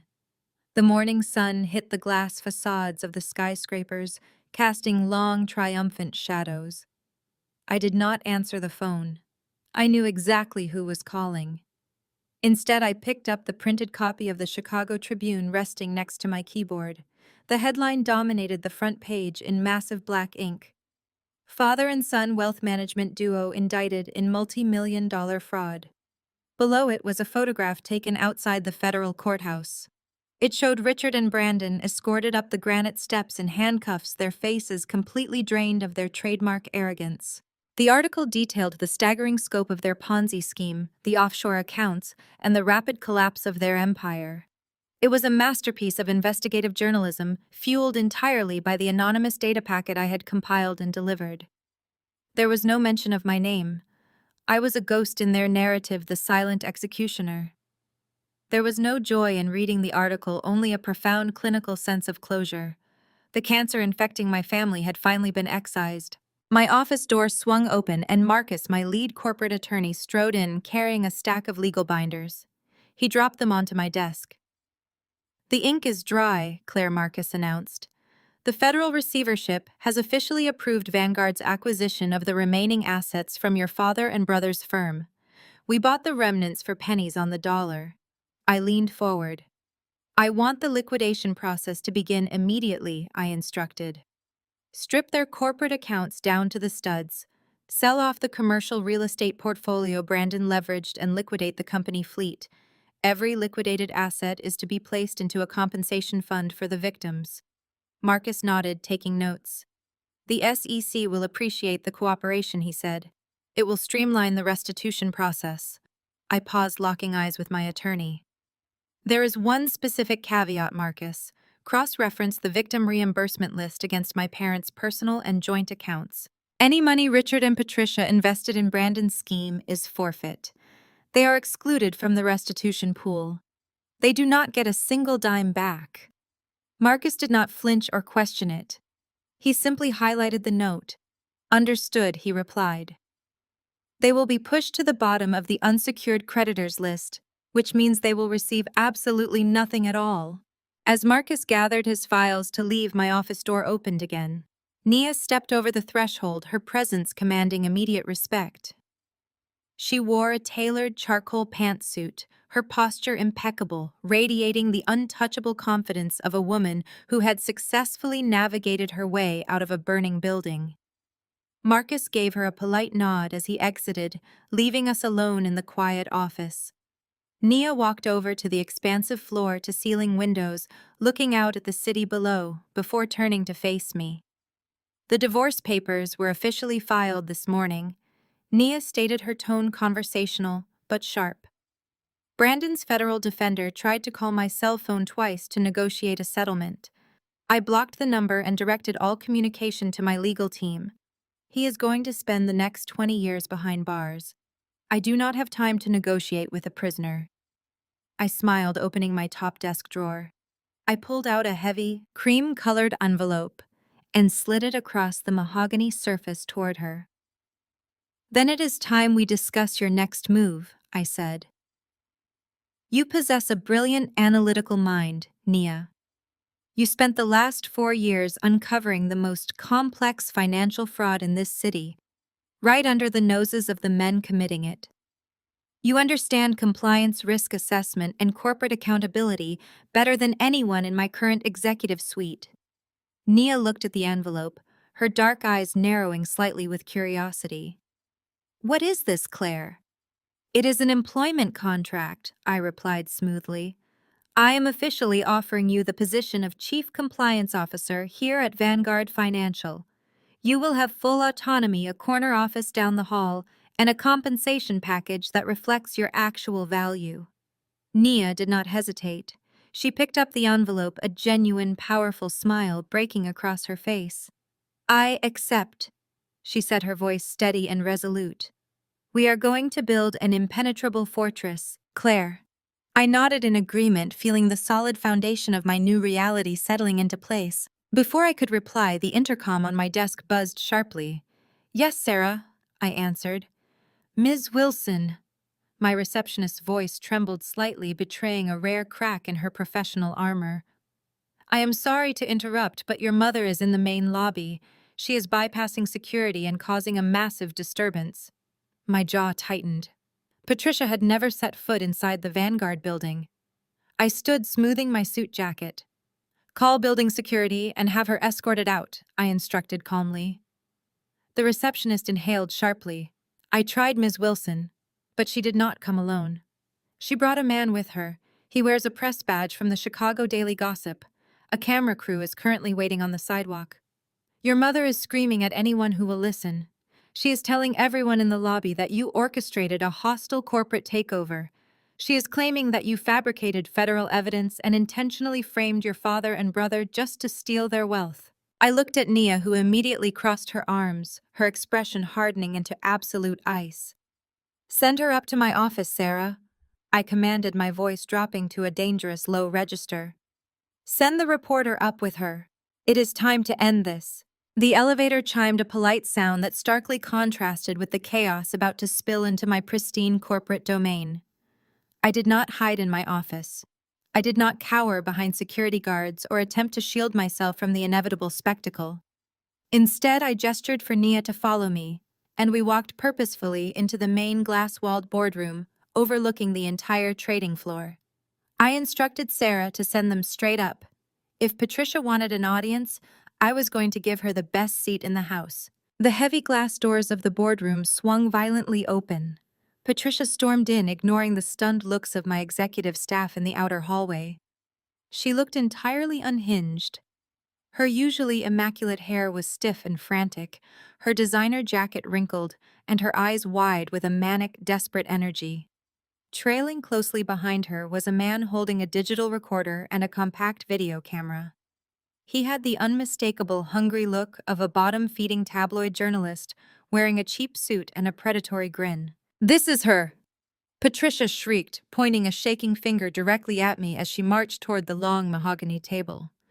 "This is the monster who orchestrated the entire thing. Start recording right now, Vance. I want the whole world to know what my ruthless, vindictive daughter did to her own flesh and blood." Vance eagerly raised his camera, the red recording light blinking to life.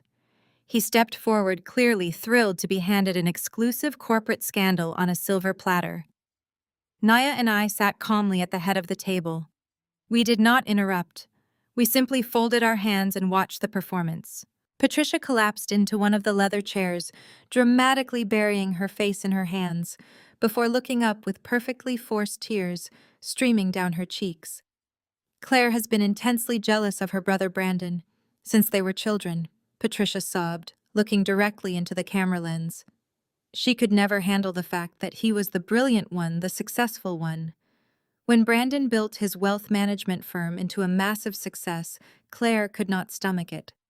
She used her corporate resources to hack into his servers.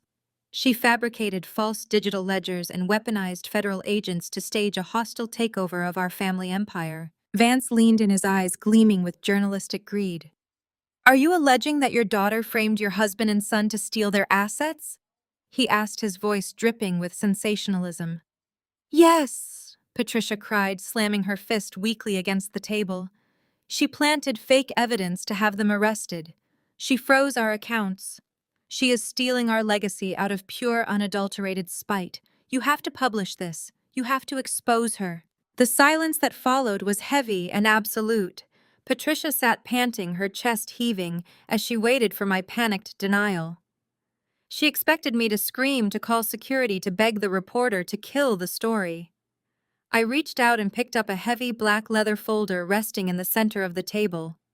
I slowly slid it across the polished mahogany until it hit Vance's knuckles. You are a journalist, Vance? I said, my voice dangerously calm and perfectly level. I assume you prefer facts over fiction. Open the folder.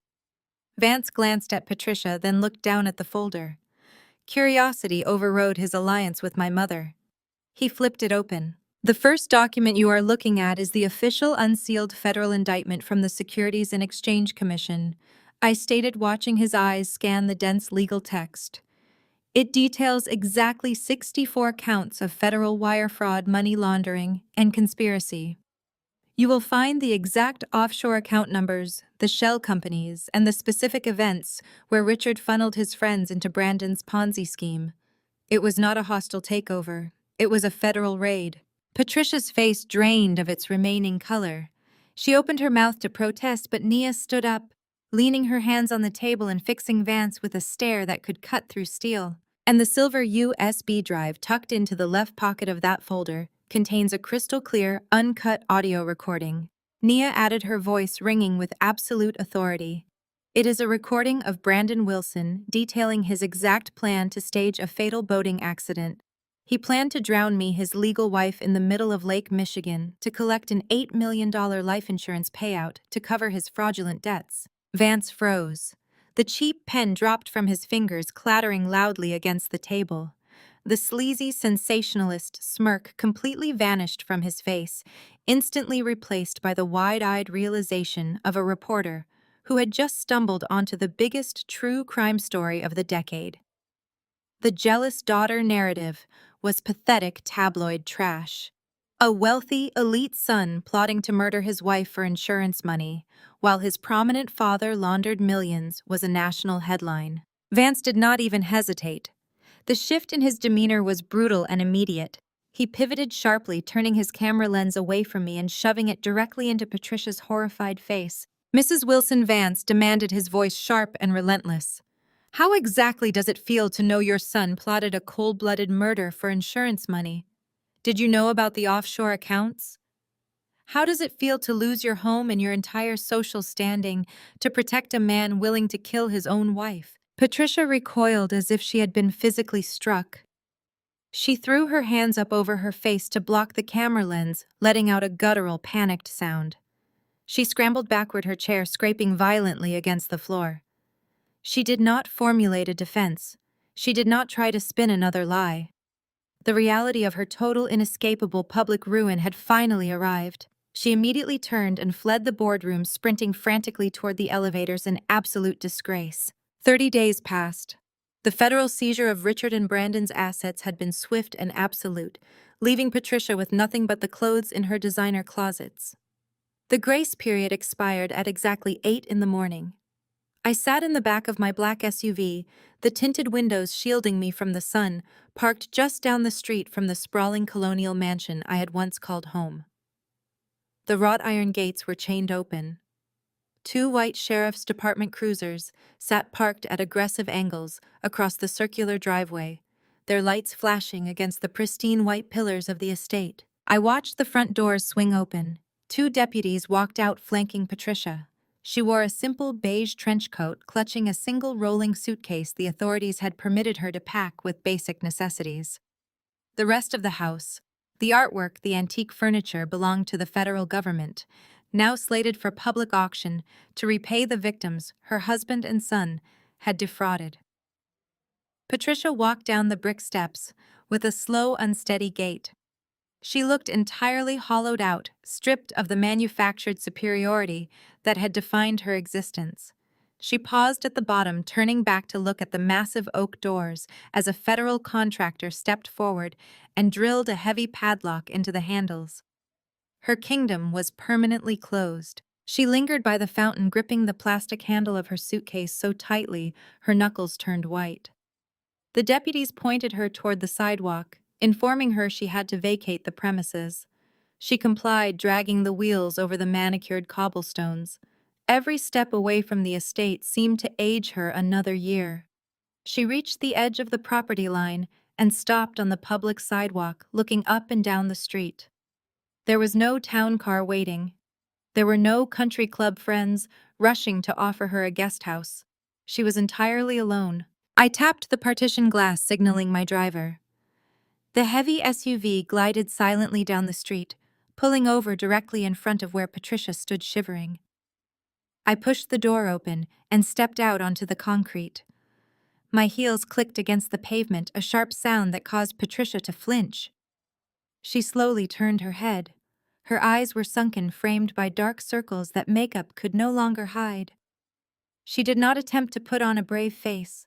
She simply stared at me, a broken woman waiting for the final blow. I did not offer a greeting. I reached into my tailored jacket and pulled out a manila folder, holding it out toward her. Patricia stared at it for a long moment before her trembling fingers reached out to take it. She flipped it open. Inside sat a brass key and a standard residential lease agreement. "What is this?" Patricia whispered, her voice cracking. "It is a 6-month prepaid lease for a 1-bedroom apartment in the South Side," I replied, my voice projecting clear and cold. "It is a modest blue-collar neighborhood. It is clean, safe, and entirely removed from anyone you have ever known. The refrigerator is stocked. The utilities are paid through the end of the year. It is exactly the practical, unglamorous reality you spent your entire life mocking." Patricia looked down at the brass key resting against the cheap paper of the lease. Tears welled in her eyes, spilling over her lashes and dropping silently onto the folder. She did not argue. She did not demand a better zip code or complain about the lack of amenities. The sheer exhaustion of her downfall had eradicated her entitlement. "Listen to me very carefully, Mom," I continued, stepping one pace closer to ensure my words registered with absolute clarity. "I have purchased you 6 months of survival. Use that time to find a job. Use it to learn how to live like the ordinary people you always looked down upon. Because when that lease expires, you will pay your own rent. You will buy your own groceries. My financial contribution to your existence begins and ends with that folder. Do not call my office. Do not attempt to visit my home. Do not ever contact me again. Do you understand me?" Patricia slowly closed the folder, clutching it tightly against her chest. She looked at me, her lower lip trembling, and gave a single defeated nod. She turned away, gripping the handle of her suitcase, and began walking down the sidewalk toward the bus stop at the corner. I watched her retreat, feeling no guilt, no remorse, and no triumph. Just the quiet, sterile peace of a ledger finally balanced to zero. I turned and stepped back into the leather interior of the SUV, pulling the heavy door shut. As I settled into my seat, my executive assistant, Sarah, turned around from the front passenger seat. She held a thick stack of morning correspondence.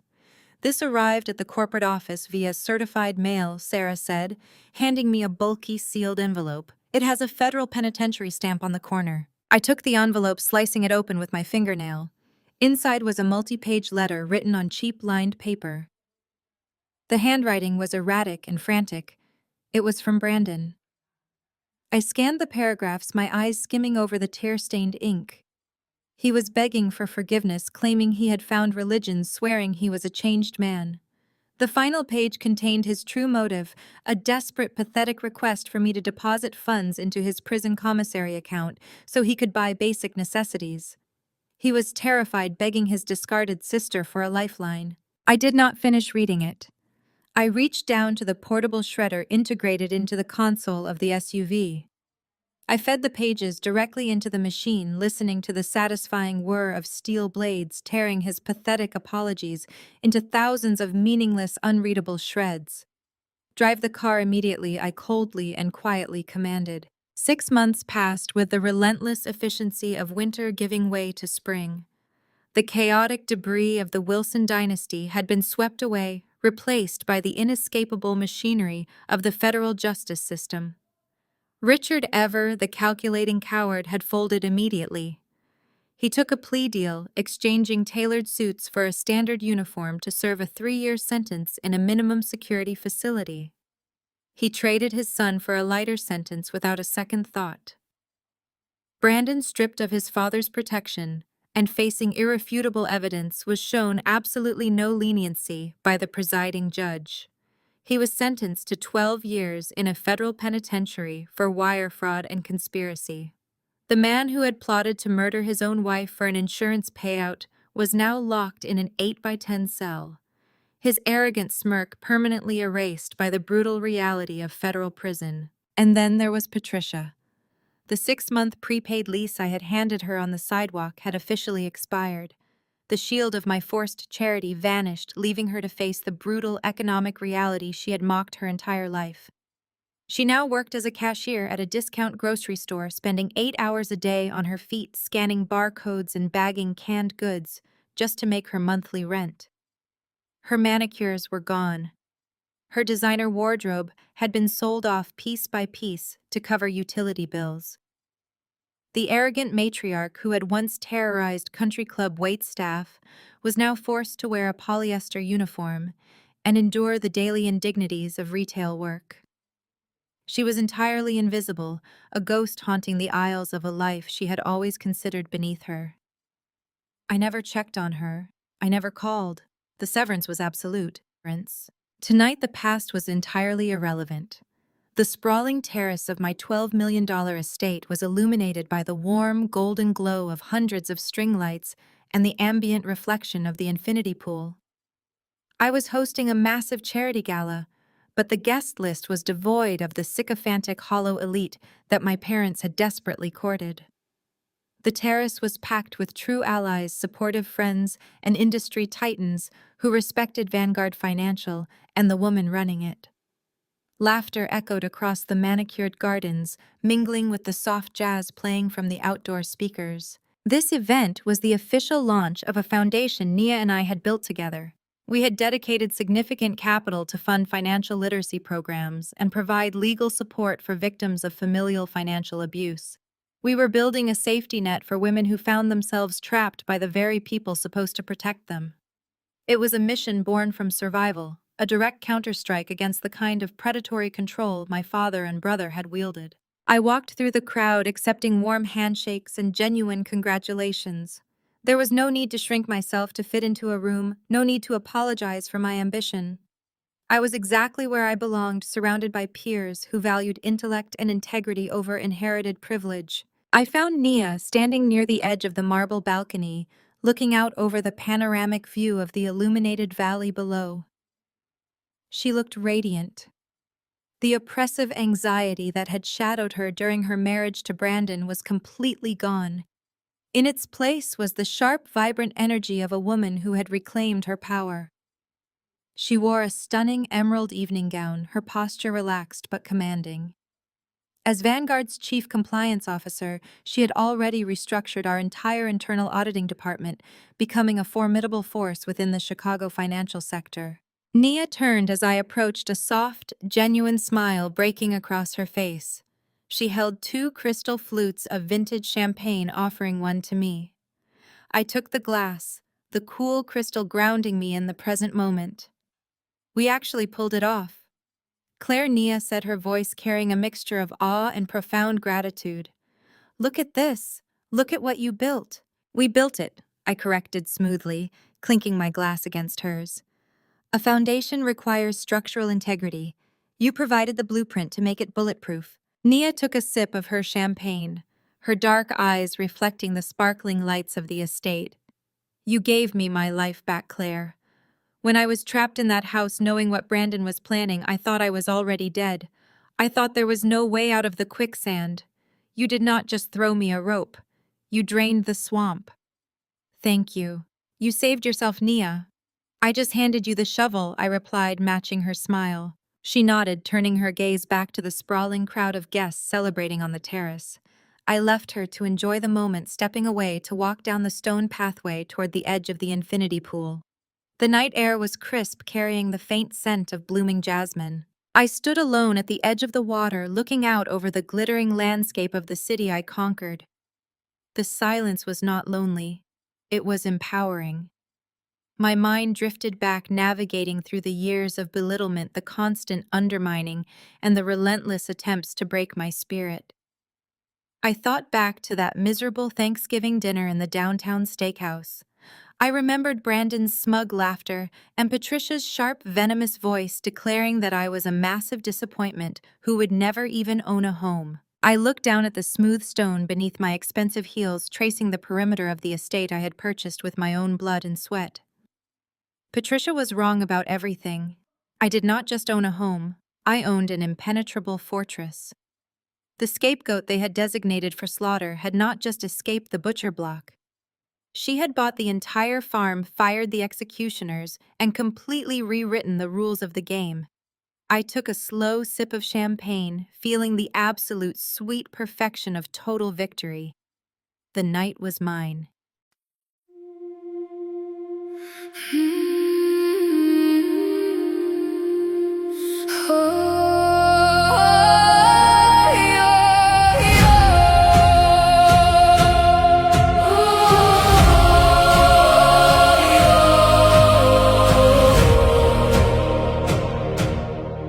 I used to ride upon your shoulders, thinking you could touch the sky. Every road felt less uncertain when I saw the world through your eyes. You were stronger than the mountains, taller than the northern pines. And when the winter winds were coming, you would stand between them and I. Time kept moving like the river, years slipped slowly out to sea. But no matter where life took me, you were always part of me.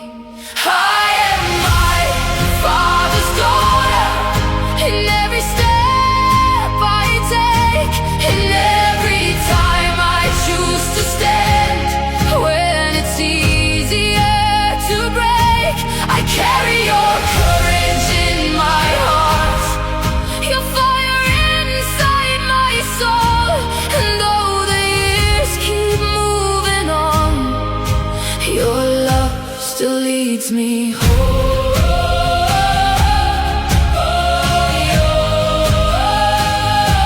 You taught me strength is not in power, but in kindness when it's hard. You taught me how to keep on going when the road grows cold and dark. Every lesson, every story, every laugh around the flame lies within me like an echo, calling softly through my name. And when I face my greatest battles, when I feel I can't go on, I can hear your voice beside me saying, child, you're stronger than you know.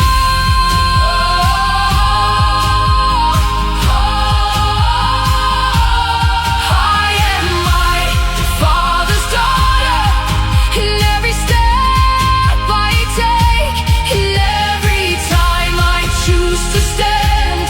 When it's easier to break, I carry your courage in my heart, your fire inside my soul. And though the years keep moving on, your love still leads me home.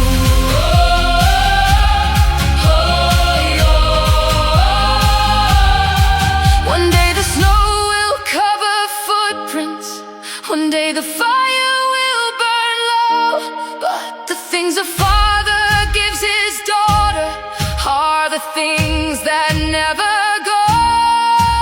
Not the gold or not the stories, not